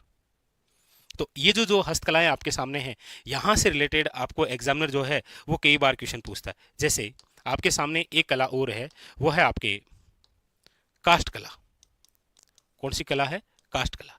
अच्छा, काष्ठ कला कहाँ की प्रसिद्ध है? तो आप कहेंगे सर बस्सी, लेकिन याद रखिएगा ये बस्सी चित्तौड़गढ़ वाला है। और एक स्थान कौन सा है? जेठाना। और जेठाना कहाँ पर है आपके? तो आप कहेंगे सर जेठाना है डूंगरपुर में, और बस्सी कहाँ पर है? चित्तौड़गढ़। यहाँ की कौन सी कला है? काष्ठ कला। अच्छा, काष्ठ कला से संबंधित दो बातें, एक तो होती है बेवाण कला, और एक होती है, याद रखिएगा, कावड़ कला। एक है बेवाण कला और एक है कावड़ कला। इन दोनों में अंतर क्या है? आप कहेंगे सर बेवाण जो है ये तो आपके काष्ठ यानी कि लकड़ी से निर्मित देव विमान, यानी कि लकड़ी से निर्मित सिंहासन है, देव विमान है, जिसमें आप अक्सर देखते हैं कि जल झूलने के अवसर पर ठाकुर जी को बैठाकर स्नान करवाने ले जाते हैं, वो है बेवाण। अच्छा, कावड़ जो कला है ये क्या है? आप कहेंगे सर ये है आपके चलता फिरता मंदिर, चलता फिरता मंदिर, जिसमें बहुत सारे कपाट होते हैं, ये भी लकड़ी से निर्मित होता है। काष्ठ का मतलब क्या हो गया? लकड़ी से निर्मित। तो ये भी इंपॉर्टेंट है। बेवाण कला क्या है? कावड़ कला क्या है? ये दोनों ही जिस प्रकार की कला है वो है आपकी कौन सी? काष्ठ कला। तो यहां से क्वेश्चन बन सकता है बेवाण या कावड़ कला से। बादला से क्वेश्चन बना है। तुड़िया कला याद रखिएगा, हरजी गांव लेटाग्राम याद रखिएगा, तीर कमान के लिए फड़, और इधर बलियो पोटरी, मीनाकारी, कुंदन कला, हाथीदांत, सांगानेरी प्रिंट, बगरू प्रिंट। अच्छा, प्रिंटों से देखिए दो प्रिंट और याद आ गई आपके सामने। कौन सी? आप कहेंगे सर वह है आपके बाड़मेर में आप पढ़ते हैं। कौन सी? एक तो अजरक प्रिंट है और एक याद रखिएगा मलिर प्रिंट है। ये दोनों दोनों जो प्रिंट है ये आप कहाँ पढ़ते हैं? बाड़मेर और बालोतरा। ठीक है, अजरक प्रिंट और कौन सी? मलिर प्रिंट। अच्छा, इसके अलावा देखिए चित्तौड़गढ़ का एक गांव है, आपको पता हो तो वो है आपके आकोला। आकोला कहाँ पर है? आप कहेंगे सर चित्तौड़गढ़। और यहाँ की देखिए आप पढ़ते हैं आजम प्रिंट है, जाजम प्रिंट है, और याद रखिएगा कौन सी? दाबो प्रिंट है। आजम प्रिंट, जाजम प्रिंट और दाबो प्रिंट, ये आपके कहाँ की है? तो आकोला, और आकोला कहाँ पर है? आपके चित्तौड़गढ़ के अंदर। ठीक है, तो ये सारे के सारे बिंदु जहां से रिलेटेड क्वेश्चन आ रखे हैं। ठीक है, राजस्थान में प्रमुख चोटियां जो है उसके बारे में। राजस्थान में प्रमुख चोटियां जहां से आपको क्वेश्चन देखने को मिलता है लगभग सभी एग्जामों के अंदर। राजस्थान में प्रमुख चोटियां, आइए सबसे पहले चर्चा करते हैं जिस जिले से संबंधित चोटियों की, वो है आपके जिला जालोर। ये रहा जालोर जिले में कौन कौन सी चोटियां हैं जहां से क्वेश्चन बन सकता है। जालोर जिला, देखिए जालोर जिले से संबंधित यदि हम चोटियों की चर्चा करें तो यहां पर आपके सामने प्रमुख रूप से चार चोटी बड़ी खास है। कौन कौन सी? एक तो देखिए डोरा पर्वत। कौन सी है? डोरा पर्वत। एक है आपके, याद रखिएगा, इसराना भाकर, इसराना भाकर। एक है आपके, याद रखिएगा, रोजा भाकर, और एक है आपके झाड़ोला पर्वत। देखिए सबसे पहले तो कोई वन लाइनर क्वेश्चन ही बन सकता है, यहां से कोई वन लाइनर क्वेश्चन ही बन सकता है। पूछा जा सकता है कि निम्न में से डोरा पर्वत, इसराना भाकर, रोजा भाकर, या फिर ये जो झाड़ोला पर्वत है, निम्न में से दी गई चोटियां जो है वो राजस्थान के कौन से जिले में है? इतना सा क्वेश्चन बन सकता है। तो देखिए डोरा पर्वत जो है इसकी ऊंचाई कितनी है? तो याद रखिएगा 869 मीटर। इसराना भाकर जो है इसकी ऊंचाई है 839 मीटर। रोजा भाकर जो है वो है आपके 730 मीटर। याद रखिए कितनी है? 730। और झाड़ोला पर्वत जो है वो कितना ऊंचा है? तो आप कहेंगे सर 588 मीटर। यानी कि जालोर जिले के अंदर टॉप की जो चार चोटियां हैं वो आपके सामने रही। डोरा पर्वत, अच्छा डोरा पर्वत के बारे में एक विशेष बात और याद रखिएगा कि पश्चिमी राजस्थान की सर्वोच्च चोटी है ये, पश्चिमी राजस्थान की सर्वोच्च चोटी। आपको पूछा जाए कि पश्चिमी राजस्थान की सर्वोच्च चोटी कौन सी है, तो याद रखिएगा डोरा पर्वत, जिसकी ऊंचाई कितनी है? 869। इसराना भाकर 839, रोजा भाकर याद रखिएगा 730, और झाड़ोला पर्वत याद रखिएगा 588। क्लियर? ये जालोर जिले की थी। अगली हम बात करते हैं, वो है आपके सामने अगला जिला, और वो भी बड़ा खास, बड़ा इंपॉर्टेंट। अगली बात कर रहे हैं यहां से सिरोही जिले की। कौन सा है? सिरोही जिला। सिरोही जिले की यदि हम बात करें तो देखिए सिरोही जिले के अंदर जो जो टॉप की आपको याद रखनी है, उसमें देखिए एक आपके गुरु शिखर है, गुरु शिखर, फिर है आपके शेर, फिर है आपके देलवाड़ा या फिर आप इसे कह सकते हैं दिलवाड़ा, फिर है आपके अचलगढ़, और फिर है आपके ऋषिकेश। यानी कि सिरोही जिले की यदि हम चर्चा करते हैं तो आपके सामने ये 5 टॉप चोटियां हैं, गुरु शिखर, शेर, दिलवाड़ा, अचलगढ़ और याद रखिएगा कौन सी, ऋषिकेश। अच्छा, गुरु शिखर आप सब जानते हैं कि गुरु शिखर की जो ऊंचाई है वो 1722 या फिर 1727 मीटर, जो भी ऑप्शन में हो। और आप सब जानते हैं कि हमारे राजस्थान में हम जितनी भी चोटियां पढ़ते हैं उसमें सर्वोच्च चोटी यदि कोई है तो वो है गुरु शिखर। ठीक है, फिर 2 नंबर याद रखिएगा, राजस्थान की भी दूसरी सर्वोच्च चोटी कौन सी है, याद रखिएगा शेर। और आजकल आपको पता ही है 2 नंबर ज्यादा पूछा जा रहा है, तो आप याद रखें शेर की ऊंचाई कितनी है, 1597। अच्छा, दिलवाड़ा की बात करेंगे तो याद रखिएगा 1442 मीटर, 1442 मीटर इसकी क्या है, ऊंचाई है। अचलगढ़ की यदि हम बात करेंगे तो वो है आपके याद रखिएगा 1380 मीटर, और ऋषिकेश की बात करेंगे तो याद रखिएगा 1017 मीटर। ये आपकी किसकी ऊंचाई है, याद रखिएगा ऋषिकेश की। तो ये हुई आपके सिरोही जिले की 5 टॉप की चोटियां जहां से आपको एग्जामिनर क्वेश्चन पूछता है। ठीक है, अगली बात करते हैं, वो है आपके सामने जिस जिले को लेकर, वो जिला है आपके उदयपुर। लीजिए उदयपुर जिला, और उदयपुर जिले की यदि हम चोटियों की बात करते हैं तो देखिए उदयपुर जिले की सर्वोच्च जो चोटी है वो तो है आपके याद रखिएगा झरगा। झरगा की ऊंचाई कितनी है, तो आप कहेंगे सर 1431 मीटर। अब देखिए झरगा है 1431 मीटर, और यहां पर देखिए आप दिलवाड़ा या दिलवाड़ा जो है वो कितनी है, 1442 मीटर, इतना ही अंतर होता है। ठीक है, अगली जो चोटी है वो है आपकी दुनिया। दुनिया चोटी की ऊंचाई है याद रखिएगा 1100, याद रखिएगा वेरी वेरी इंपॉर्टेंट, 83 मीटर। झरगा 1431, दुनिया 1183। आजकल आप देखते होंगे क्वेश्चन जो है वो इसी प्रकार से मिक्सर होता है, एक चोटी यहां से उठा ली इसराना भाकर, एक यहां से उठा ली अचलगढ़, और ये दोनों यहां से उठा ली और पूछ लिया निम्न में से दी गई चोटियों का आरोही या अवरोही क्रम कौन सा है। ठीक है, उसके बाद में फिर है आपकी अगली चोटी, वो है कमलनाथ, और कमलनाथ जो चोटी है इसकी ऊंचाई है 1001 मीटर। याद रखिएगा इंपॉर्टेंट, कितनी है, 1001 मीटर। ठीक है, इसके अलावा देखिए और उदयपुर के अंदर जो है उसमें एक आ पड़ते हैं सज्जनगढ़। सज्जनगढ़ जो है वो है आपके 938 मीटर। ठीक है, सायरा जो है चोटी, ये याद रखिएगा कितनी, तो आप कहेंगे सर 900 मीटर। तो ऐसे नाम आएंगे, यहां से शायरा दे दिया, यहां से आपके शेर दे दिया, यहां से आपके रोजा भाकर दे दिया, इस प्रकार से क्वेश्चन पूछ लेगा। ठीक है, इसके अलावा लीलागढ़, लीलागढ़ है आपके 874 मीटर। इसके अलावा यहां पर आपको देखने को मिलता है नागपाणी, याद रखिएगा 867 मीटर, और एक है आपके गोगुंदा, और गोगुंदा है याद रखिएगा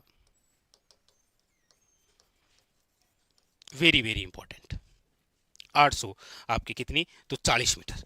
तो उदयपुर जिले की जो जो सर्वोच्च चोटियां हैं वो आपके सामने ये रही, कौन कौन सी है, तो आप कहेंगे सर झरगा है, दुनिया है, कमलनाथ है, सज्जनगढ़ है, शायरा है, लीलागढ़ है, नागपाणी है और गोगुंदा है।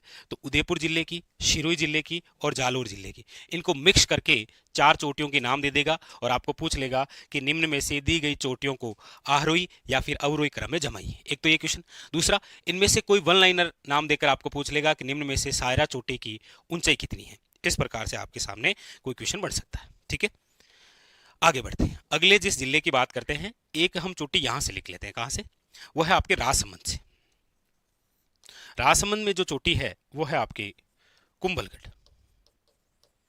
कुंभलगढ़ की जो ऊंचाई है वो है 12 का डबल 24 मीटर, और यह आपके कहां पर है, तो याद रखिएगा राजसमंद में। यह भी क्वेश्चन आपके सामने आ रखा है कि कुंभलगढ़ जो चोटी है वो ऊंचाई में 1224 मीटर है और कहां पर है ये, तो याद रखिएगा राजसमंद के अंदर।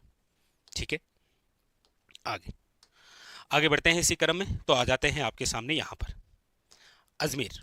लीजिए अजमेर जिले की हम बात करें तो आप सब जानते हैं कि वर्तमान के संदर्भ में तो अजमेर से एक जिला और अलग हो गया, कौन सा? ब्यावर। तो ब्यावर की यदि हम चर्चा करेंगे तो देखिए ब्यावर जिले के अंदर जो चोटी है वर्तमान में वो है टोडगढ़। कौन सी चोटी है? टोडगढ़, जिसकी ऊंचाई कितनी है? तो आप कहेंगे सर 900, याद रखिएगा, वेरी वेरी इंपॉर्टेंट, वो है आपके सामने 933 मीटर। ठीक है, 933 मीटर। अब हम बात करें यदि अजमेर की, तो ये जो अजमेर जिला है, तो अजमेर जिले के अंदर आप दो विशेष चोटियां पढ़ते हैं। ये टोडगढ़ ही याद रखिएगा मोराई जी है, गोरम जी जिसे आप कहते हैं। ठीक है, अजमेर के अंदर इसके अलावा दो चोटियां आप पढ़ते हैं। कौन कौन सी? एक तो आप पढ़ते हैं तारागढ़ और एक आप पढ़ते हैं नाग पहाड़। तारागढ़ जो है इसकी ऊंचाई है 873 मीटर। नाग पहाड़ की ऊंचाई है, याद रखिएगा, 795 मीटर। अब देखिए नाग पहाड़ की कितनी है? 795। नागपाणी कितनी है? 867। लीलागढ़ की कितनी है? 874।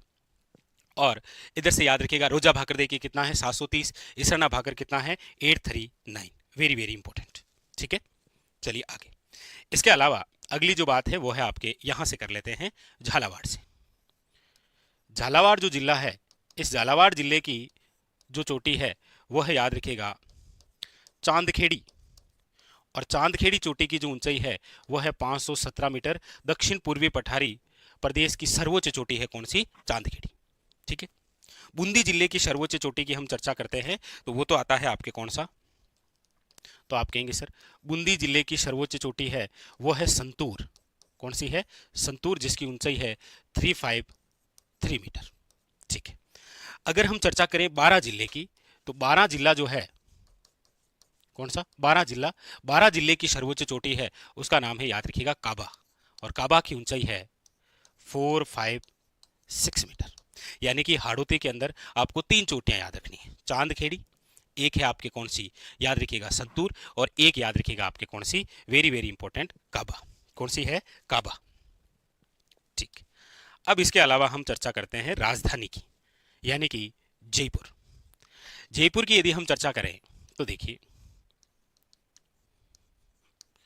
जयपुर जिला, जयपुर जिले के अंदर जो जो खास खास है इंपॉर्टेंट उनके बारे में चर्चा करते हैं। देखिए जयपुर जिले के अंदर आपको चोटी मिलेगी, एक तो खो,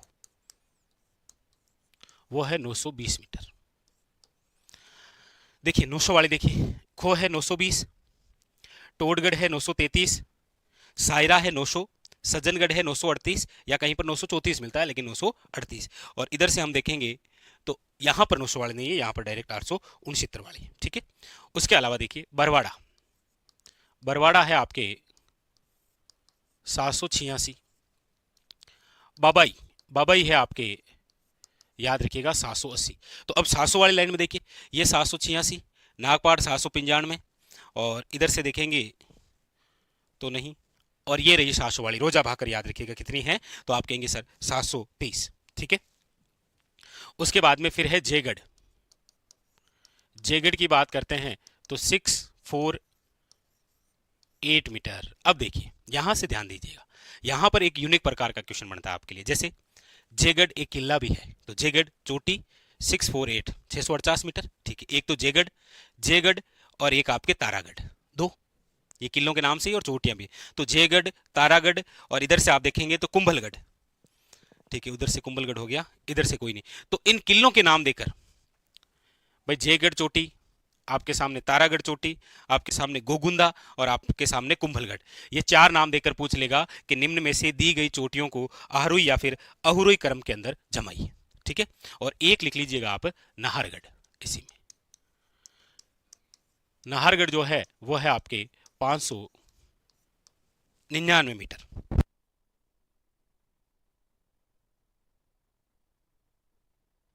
तो याद रखिएगा नाहरगढ़, नाहरगढ़ की ऊंचाई कितनी है? 599 मीटर, याद रखिएगा। खो, बरवाड़ा, बबाई, जयगढ़ और नाहरगढ़, ये सारी सारी चोटियां हैं वो है आपके जयपुर की। तो जयपुर की चोटी, बारां की, बूंदी की, झालावाड़ की, अजमेर की, ब्यावर की, हालांकि वर्तमान के संदर्भ में आप अजमेर भी जरूर याद रखें, ब्यावर तो याद रखना ही है, कुंभलगढ़ आपके, उसके अलावा उदयपुर, उसके अलावा शिरोई, और उसके अलावा आपके सामने कौन सा है?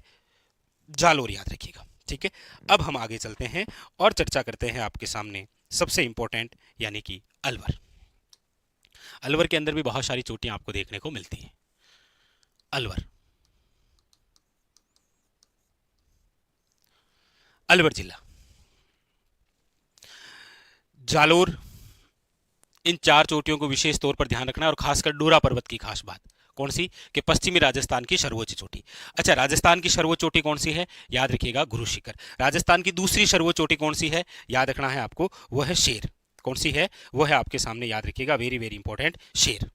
ठीक है, ये याद रखिएगा आप। और उदयपुर जिले की सर्वोच्च चोटी याद रखिएगा, झरगा। कुंभलगढ़ जो कि राजसमंद जिले की सर्वोच्च चोटी, ऐसे क्वेश्चन आते हैं। जैसे दक्षिण पूर्वी आपके पठारी प्रदेश है, इसकी सर्वोच्च चोटी कौन सी है, तो आप कहेंगे सर वो है चांदखेड़ी। वो कौन सी है, याद रखिएगा, चांदखेड़ी। तो इधर से उदयपुर जिले की सर्वोच्च चोटी, इधर से राजस्थान की सर्वोच्च चोटी। अच्छा, गुरु शिखर अरावली की भी क्या है, सर्वोच्च चोटी। ठीक है, आइए अलवर। अलवर के अंदर चोटियों की हम बात करते हैं तो देखिए, एक चोटी मिलती है भेराज। कितनी है, भेराज कितनी है, ये 792 मीटर। ठीक है, एक मिलती है आपके बिलाली। बिलाली कितनी है, तो 775 मीटर। एक है आपके कौन सी, तो आप कहेंगे सर वो है शीरावास। ध्यान रखिएगा, शीरावास 651 मीटर, 651 मीटर। और एक अलवर के अंदर जो चोटी है वो है भानगढ़, और भानगढ़ है 649 मीटर। तो अलवर जिले की टॉप की जो चोटियां हैं वो आपके चार, और वो चारों चारों आप याद रखेंगे। एक तो भेरांच है, एक बिलाली है, एक शीरावास है, और एक याद रखिएगा आपके कौन सी है, भानगढ़। ठीक है, आगे अगली जो चर्चा है वह है आपके उस चोटी की जो उत्तरी अरावली की सर्वोच्च चोटी है, यानी कि बात कर रहे हैं हम शिखर की।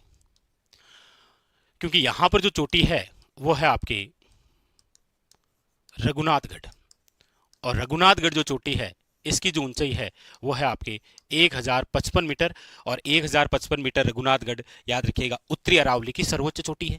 दक्षिण पूर्वी पठारी प्रदेश की सर्वोच्च चोटी चांदखेड़ी है, उदयपुर जिले की सर्वोच्च चोटी झरगा है, और अरावली की सर्वोच्च चोटी या राजस्थान की सर्वोच्च चोटी आपके सामने कौन सी है, याद रखिएगा, गुरु शिखर। कौन सी है, याद रखिएगा, गुरु शिखर। तो रघुनाथगढ़ याद रखिएगा कितनी है, 1055। और एक आपके आप लिखेंगे झुंझुनू की, और वह है भोजागढ़, 997 मीटर, जो कि आपके कौन से जिले में है, झुंझुनू। लीजिए, ये आपके राजस्थान की उन चोटियों के बारे में चर्चा की जो लगभग एग्जामों के अंदर आपको देखने को मिलते हैं क्वेश्चन। तो स्टार लगा लीजिए, क्योंकि एग्जाम के अंदर क्वेश्चन आना तो तय है राजस्थान की प्रमुख चोटियों से, चाहे वो जालोर जिले की हो, चाहे आपके सिरोही जिले की हो, उदयपुर जिले की हो, राजसमंद जिले की हो, अजमेर की हो, ब्यावर की हो, झालावाड़ की हो, बूंदी की हो, बारां की हो, जयपुर की हो, अलवर की हो, सीकर की हो, या फिर झुंझुनू की। तो राष्ट्रीय झील संरक्षण कार्यक्रम, अक्सर आप पुराने पेपरों के अंदर देखेंगे कि इस बिंदु से रिलेटेड आपको क्वेश्चन मिलता है कि ये जो राष्ट्रीय झील संरक्षण कार्यक्रम है इसके अंदर राजस्थान से कितनी जिले और कौन कौन सी जिले शामिल हैं। क्योंकि 22-23 के पेपरों के अंदर आप ज्यादातर क्वेश्चन देखने को मिलता है कि निम्न में से वह झील जो राष्ट्रीय झील संरक्षण कार्यक्रम में शामिल नहीं है, याद रखिएगा इस प्रकार से।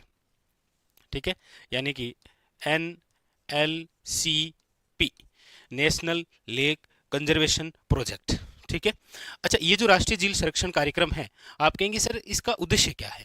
देखिए, इसका उद्देश्य है कि जितनी भी जिले हैं उनमें एक तो प्रदूषण को कम करना है, चाहे वो आपके शहरी क्षेत्र में हो या अन्य क्षेत्रों के अंदर। तो एक तो प्रदूषण को कम करना है, और दूसरा उनके संरक्षण को सुनिश्चित करना है, ये इसका उद्देश्य है। आप कहेंगे सर ये कौन से विभाग द्वारा है, तो याद रखिएगा ये विभाग है आपके पर्यावरण व वन मंत्रालय। आप कहेंगे सर इस कार्यक्रम की शुरुआत कब हुई थी, शुरुआत हुई थी सन 2001 में, और प्रारंभ के अंदर जो वित्त पोषित था, यानी कि जो फंड का मामला था, वो था आपके 70-30। आप कहेंगे सर वर्तमान में राष्ट्रीय झील संरक्षण कार्यक्रम में केंद्र का कितना हिस्सा है और राज्य का कितना हिस्सा है, तो मामला 60-40 का है। 60 केंद्र का है और 40 क्या है, राज्य सरकार का। कई बार ऐसे भी क्वेश्चन आ जाते हैं, आपको बताइए कि राष्ट्रीय झील संरक्षण जो कार्यक्रम है इसके अंदर वित्त पोषित का क्या मामला है, वित्त पोषित। तो आपको याद रखना है प्रारंभ के अंदर ये 70-30 था, लेकिन वर्तमान के अंदर ये जो मामला है ये हो गया है आपके 60-40 का। ठीक है, कौन सा विभाग है, तो आप कहेंगे सर याद रखिएगा पर्यावरण व वन मंत्रालय विभाग द्वारा। इसका उद्देश्य क्या है? उद्देश्य है प्रदूषण को कम करना है और झील के संरक्षण को सुनिश्चित करना। आइए शुरू करते हैं। सबसे पहला बिंदु आपके सामने कि राजस्थान से राष्ट्रीय झील संरक्षण कार्यक्रम में कितनी जिले शामिल हैं? तो आप कहेंगे सर राजस्थान की राष्ट्रीय झील संरक्षण में कुल जिले जो शामिल हैं वो याद रखिएगा कितनी झील है? तो याद रखिएगा 6 झील शामिल है। कौन कौन सी है? आप कहेंगे सर सबसे पहले यदि मैं बात करूं तो वो है एरिया यहां से, यानी कि यहां पर जो जिला है वो है आपके उदयपुर। उदयपुर से यदि हम बात करते हैं तो याद रखिएगा उदयपुर से एक तो झील जो शामिल है वो है आपके पिछोला। कौन सी झील शामिल है? याद रखिएगा पिछोला झील। अच्छा दूसरी कौन सी शामिल है? तो दूसरी झील जो शामिल है वो है आपके याद रखिएगा फतेह सागर। एक तो पिछोला झील है और एक याद रखिएगा कौन सी है? फतेह सागर झील। दो तो उदयपुर की हो गई। दो ही जिले हैं आपके याद रखिएगा अजमेर की। कौन कौन सी? आप कहेंगे सर ये जिला अजमेर। अजमेर से एक तो है याद रखिएगा पुष्कर झील और एक है आपके याद रखिएगा आना सागर झील। पुष्कर झील और कौन सी? आना सागर झील। तो 4 तो ये हो गई भाई, 2 उदयपुर की हो गई और 2 अजमेर की हो गई। ठीक है, एक हो गई आपके यहां और वो है आपके सिरोही जिले की। और सिरोही जिले में कौन सी है? तो आप कहेंगे सर वो है नक्की झील। कौन सी है? नक्की झील। ठीक है, और एक है आपके यहां से। कौन सी? तो आप कहेंगे सर राजधानी, यानी कि जयपुर से। और जयपुर से जो झील है वो है आपके नंबर 6 मान सागर झील। तो क्वेश्चन आता है कि निम्न में से राष्ट्रीय झील संरक्षण कार्यक्रम में शामिल झीलें कौन कौन सी है? तो याद रखिएगा 6 झील है। पिछोला झील, फतेह सागर झील, पुष्कर झील, आना सागर झील, नक्की झील सिरोही और मान सागर झील जयपुर। याद रखिएगा जयपुर की ये जो मान सागर झील है इसका निर्माण तो जिसने करवाया है वो है आपके मिर्जा राजा मान सिंह, या जिसे आप कह सकते हैं मान सिंह फर्स्ट। याद रखिएगा मानसागर झील से खास क्वेश्चन, जयपुर का जल महल बना हुआ है इसमें। जयपुर का क्या बना हुआ है? जल महल। क्वेश्चन आता है जयपुर का प्रसिद्ध जो जल महल है वो कौन सी झील में है? तो याद रखिएगा मानसागर झील, जो कि आपके कहां पर है? जयपुर में। ठीक है, क्वेश्चन आता है कि राजस्थान की एकमात्र ऐसी झील जिसका निर्माण जो है वो आपके देवताओं या फिर ऋषियों द्वारा नाखूनों से खोदकर किया गया। देवताओं या फिर ऋषियों द्वारा नाखूनों से खोदकर किया गया। नाखूनों से खोदकर जिस झील का निर्माण हुआ है वो कौन सी है? नक्की झील। नक्की झील याद रखिएगा राज्य की सबसे ऊंची झील है। सबसे ऊंची झील की यदि आप चर्चा करेंगे तो वो कौन सी है? नक्की झील। नक्की झील जो है वो याद रखिएगा गरासिया जनजाति के लिए एक पवित्र झील है, क्योंकि गरासिया जनजाति के अंदर बुजुर्गों की अस्थियों का विसर्जन यहाँ किया जाता है। इस नक्की झील के आसपास आप देखेंगे बहुत सारी रोक है, जिसमें आप सुनते हैं नंद रोक है, यानी कि घूंघट निकाले हुए महिला नुमा।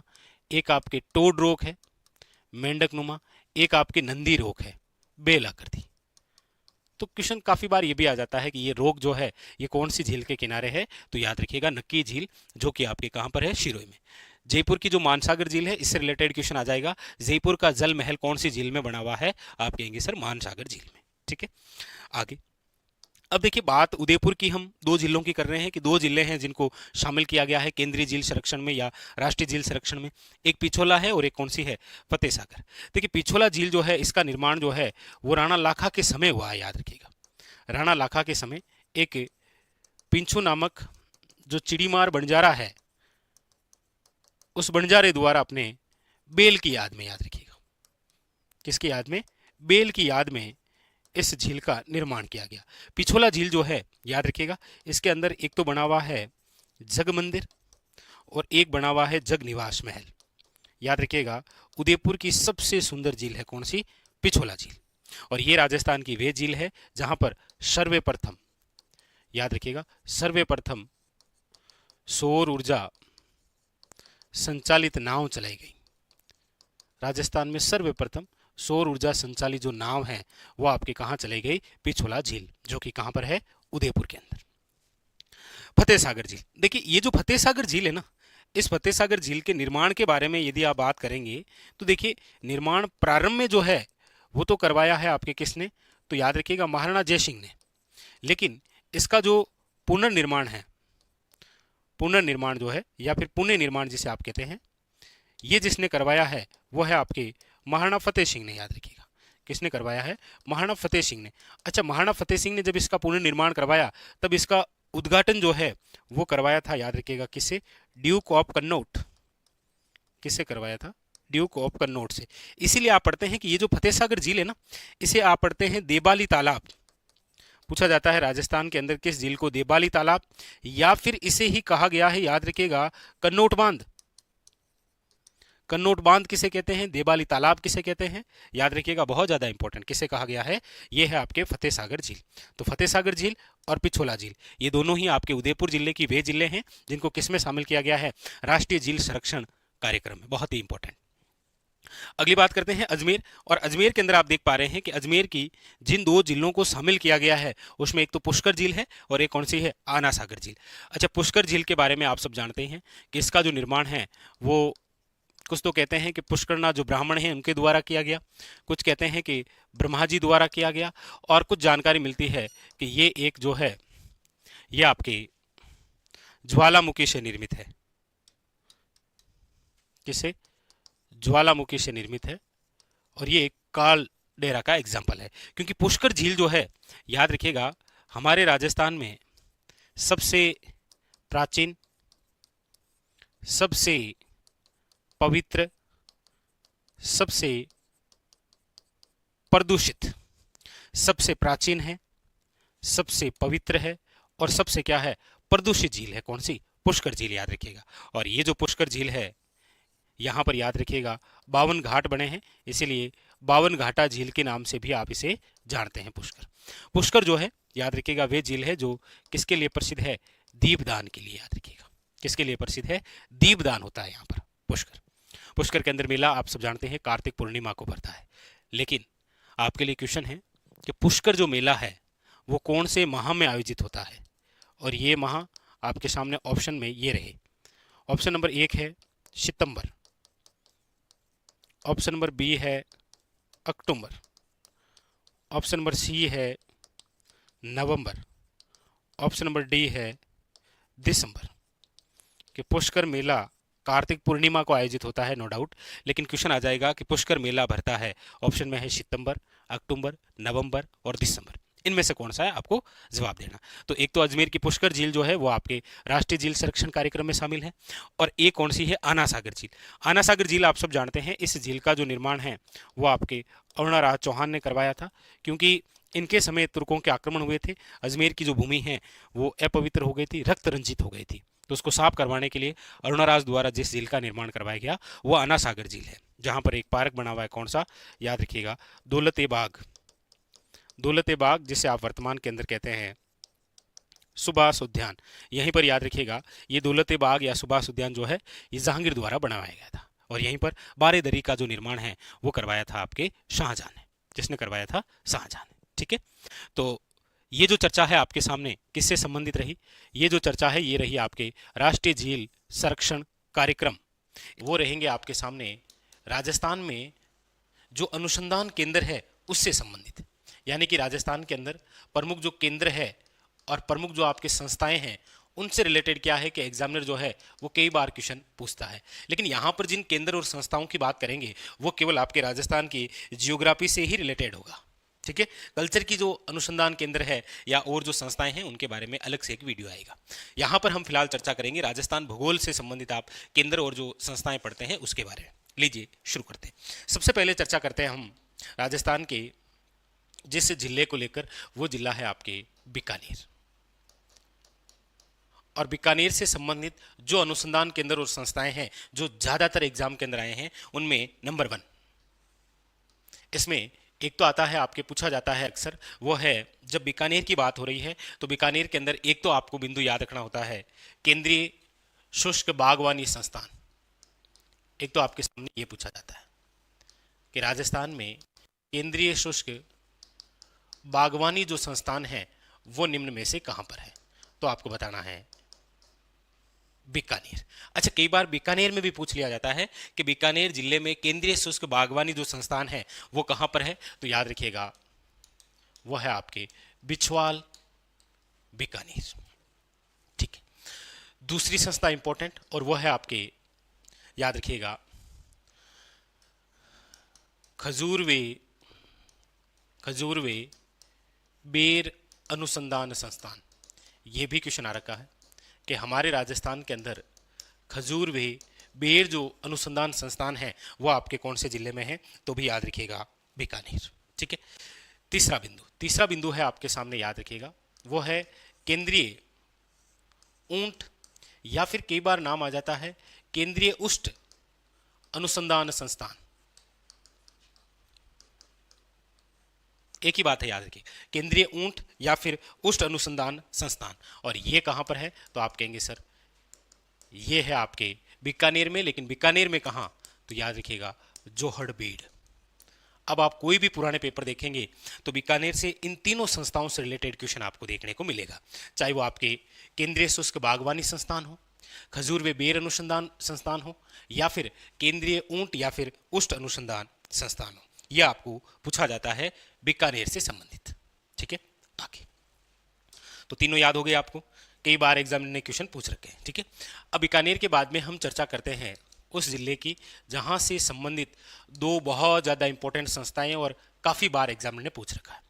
जोधपुर में कौन कौन सा? आप कहेंगे सर एक तो है आपके काजरी, ये लो, कौन सी संस्था है? काजरी। अच्छा, काजरी का कई बार तो पूरा नाम भी पूछा जाता है भाई, जैसे central arid zone research institute, यानी कि याद रखिएगा केंद्रीय, सेंट्रल का मतलब हो ही गया आपके कौन सा? केंद्रीय। एरिड का मतलब है शुष्क, जोन का मतलब हो गया क्षेत्र, रिसर्च अनुसंधान, और आई का मतलब इंस्टीट्यूट। यानी कि आपके सामने कई बार तो इतना ही आ जाता है कि काजरी जो है वो कहां पर है? जोधपुर के अंदर। और कई बार काजरी का पूरा नाम देखकर पूछा जाता है कि केंद्रीय शुष्क क्षेत्र अनुसंधान जो संस्थान है वो कहां पर है? तो याद रखिएगा जोधपुर काजरी 1959 के अंदर क्या हुई है? इसकी स्थापना हुई है। एक तो ये इंपॉर्टेंट संस्था जोधपुर की। अच्छा, जोधपुर से ही संबंधित दूसरी जो इंपॉर्टेंट संस्था है वो है आपके, याद रखिएगा, वो है आफरी। ये लो, काजरी भी और याद रखिएगा आफरी भी। ये भी आपके कहां पर है? आप कहेंगे सर जोधपुर। अच्छा, आफरी का मतलब फुल फॉर्म हो गया आपके शुष्क फॉरेस्ट वन, शुष्क वन अनुसंधान संस्थान, शुष्क वन अनुसंधान संस्थान। और ये जो आफरी है इसकी स्थापना याद रखिएगा 1985 के अंदर हुई है। 1985 के अंदर, याद रखिएगा, वेरी वेरी इंपॉर्टेंट। कौन सी? आफरी। तो 5, एक तो केंद्रीय शुष्क बागवानी संस्थान बिछवाल, एक खजूर व बेर अनुसंधान, एक केंद्रीय ऊंट या उष्ट अनुसंधान संस्थान जोहड़बीड़, याद रखेगा, एक आपके काजरी और एक आफरी। ये दोनों संस्था भी बड़ी खास है, एग्जाम ने कई बार पूछ रखा है काजरी कहाँ है, आफरी कहाँ है। ये काजरी है, याद रखिएगा। एक आपको पता हो तो हमारे राजस्थान के अंदर आरटीडीसी होटल है, आरटीडीसी होटल है जिसका नाम है कजरी। ये आप कमेंट करके बताना कि हमारे राजस्थान में आरटीडीसी होटल जो है कजरी, ये आपके कहाँ पर है? ठीक है, वो तो आपकी संस्था है, कौन सी? काजरी, याद रखिएगा। ठीक है, चलें आगे, लीजिए नेक्स्ट। अगली बात जो है वो आपके करते हैं हम अजमेर से, अजमेर जिले से, क्योंकि अजमेर जिले के अंदर भी एक ऐसी संस्था है जहां से कई बार क्वेश्चन आया है। और वो कौन सी है? तो आप कहेंगे सर वो है केंद्रीय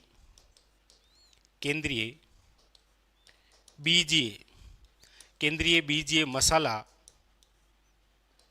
अनुसंधान,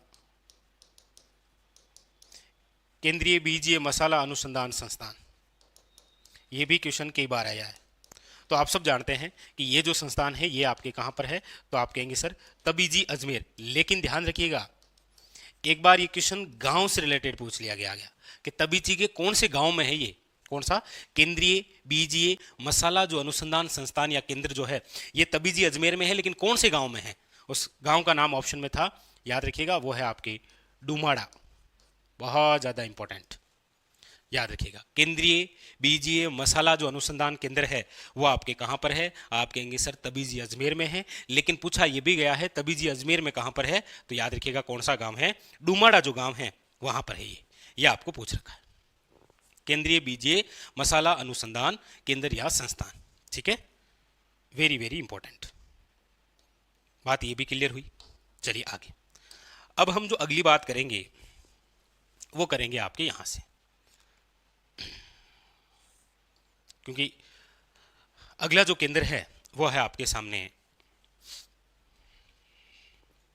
यहां से, ये लो यहां से करते हैं पहले, ठीक है, और वो है आपके केंद्रीय केंद्रीय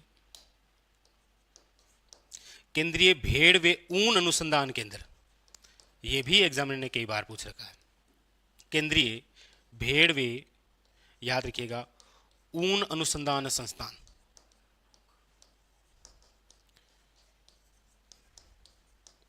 केंद्रीय भेड़ व ऊन अनुसंधान जो केंद्र है ये आपके कहां पर है? तो आप याद रखिएगा ये है आपके अविका नगर टोंक, अविका नगर टोंक, और स्थापना याद रखिएगा 1962।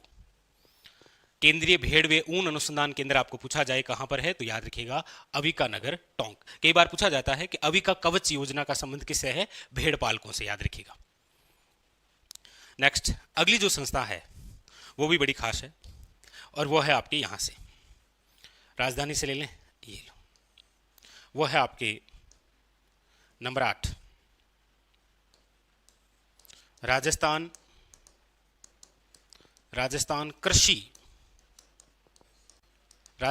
कृषि अनुसंधान संस्था या राजस्थान कृषि अनुसंधान केंद्र। राजस्थान कृषि अनुसंधान संस्थान कहां पर है? तो आप कहेंगे सर राजस्थान कृषि अनुसंधान जो संस्थान है वो है आपकी दुर्गापुरा, और दुर्गापुरा कहां पर? तो याद रखिएगा जयपुर में। अच्छा, इसकी स्थापना भी कब हुई है? याद रखिएगा 1943। यह भी क्वेश्चन पूछा गया है कि राजस्थान जो कृषि अनुसंधान संस्थान है इसकी जो स्थापना है वो आपके कब हुई है? तो राजस्थान कृषि अनुसंधान संस्थान या केंद्र दुर्गापुरा जयपुर 1943 के अंदर, याद रखिएगा, ठीक है। लीजिए अगली संस्था, अगली जो संस्था है वो है आपके नंबर 9, और वो है आपके यहां से, और ये भी बहुत ही खास, क्योंकि चर्चा करने वाले हैं वो है आपके सेवर भरतपुर। कौन सी संस्था है? तो आप कहेंगे सर केंद्रीय सरसों अनुसंधान निदेशालय, केंद्रीय सरसों अनुसंधान निदेशालय। और याद रखिएगा ये जो आपके केंद्रीय सरसों अनुसंधान निदेशालय है ये आपके कहां पर है? तो आप कहेंगे सर शेवर भरतपुर। कहां पर है? शेवर भरतपुर के अंदर, और इसकी स्थापना भी पूछी गई है। तो याद रखिएगा इसकी जो स्थापना है वो है आपकी 20 अक्टूबर 1993। ये तो स्पष्ट रूप से आपको डेट सहित याद रखना है, क्योंकि एग्जामिनर ने पूछ रखा है कि केंद्रीय सरसों अनुसंधान जो निदेशालय है कहां पर है आपके? सबसे पहले तो याद रखना है शेवर भरतपुर के अंदर, और इसकी जो स्थापना है वो कब हुई है? तो याद रखिएगा 20 अक्टूबर 1993 को आपके केंद्रीय सरसों अनुसंधान निदेशालय की क्या हुई है? स्थापना, ठीक है। अगली जो बात है वो है आपके यहां से, यानी कि जिला है आपके कौन सा? श्री गंगानगर, और श्री गंगानगर में 2 स्थान, एक तो है याद रखिएगा सूरतगढ़, और एक है आपके याद रखिएगा जेतसर। एक है सूरतगढ़ और एक है आपके कौन सा? जेतसर। यहां पर याद रखिएगा दोनों ही जगह आपके क्या है? केंद्रीय कृषि फॉर्म, केंद्रीय कृषि फॉर्म जो है वो आपके कहां कहां पर है? तो याद रखिएगा एक सूरतगढ़ में है और एक जेतसर में है। लेकिन आपको पूछा जाएगा एशिया का सबसे बड़ा, तो याद रखिएगा एशिया का जो सबसे बड़ा केंद्रीय कृषि फॉर्म जो है वो कौन सा है? सूरतगढ़ वाला। याद रखिएगा सूरतगढ़ वाला जो केंद्रीय कृषि फॉर्म है ये आपके किसके सहयोग से है? तो रूस के सहयोग से। और जेतसर वाला जो केंद्रीय कृषि फॉर्म है ये आपके किसके सहयोग से है? याद रखिएगा कनाडा के सहयोग से। तो हमारे राजस्थान में याद रखिएगा केंद्रीय कृषि फॉर्म है श्री गंगानगर जिले में, एक तो सूरतगढ़ स्थान और एक है जेतसर। सबसे बड़ा पूछे तो कौन सा है? सूरतगढ़ वाला, वो रूस के सहयोग से है, और जेतसर वाला याद रखिएगा किसके सहयोग से है? कनाडा के सहयोग से। तो ये हुए आपके सामने राजस्थान के अंदर टॉप 20 केंद्र या क्या संस्थान। आप कोई सा भी पुराना पेपर उठाएंगे तो आपको यहां से एक क्वेश्चन देखने को जरूर मिलेगा, जिसके अंदर केंद्रीय शुष्क बागवानी संस्थान, खजूर व बेर अनुसंधान केंद्र या संस्थान, केंद्रीय ऊंट या उष्ट अनुसंधान संस्थान, काजरी, आफरी, केंद्रीय बीज मसाला अनुसंधान संस्थान, केंद्रीय भेड़ व ऊन अनुसंधान संस्थान, राजस्थान कृषि अनुसंधान संस्थान, केंद्रीय सरसों अनुसंधान आपके निदेशालय, और यह आपके केंद्रीय कृषि फॉर्म। टॉप 10 जो राजस्थान के अंदर अनुसंधान या केंद्र या संस्थान जो आपसे पूछे जाते हैं वो आपके सामने ये रहे। स्टार लगा लीजिए, आपके एग्जाम में यहां से कोई ना कोई बिंदु एग्जाम में जरूर आएगा। अब चाहे वो आने में केंद्रीय सरसों अनुसंधान निदेशालय आ सकता है, आपके केंद्रीय भेड़ व ऊन अनुसंधान केंद्र आ सकता है, राजस्थान कृषि अनुसंधान संस्थान या केंद्र आ सकता है, या केंद्रीय बीज मसाला आ सकता है, या फिर आपके काजरी और आफरी, ये तो आपके सदाबहार है। याद रखिएगा काजरी और आफरी ये तो दो ऐसी सदाबहार संस्थाएं हैं जो लगभग एग्जामों के अंदर आपको देखने को मिलती है। एक ये जरूर बताइएगा कि एक आरटीडीसी होटल है जिसका नाम है कजरी, ये आपके राजस्थान के कौन से जिले में है। ठीक है, तो ये था आज का हमारा सेशन। मिलते हैं कल इसी प्रकार और बेहतरीन सेशन के साथ। तब तक के लिए धन्यवाद, और आप स्क्रीनशॉट ले लीजिए।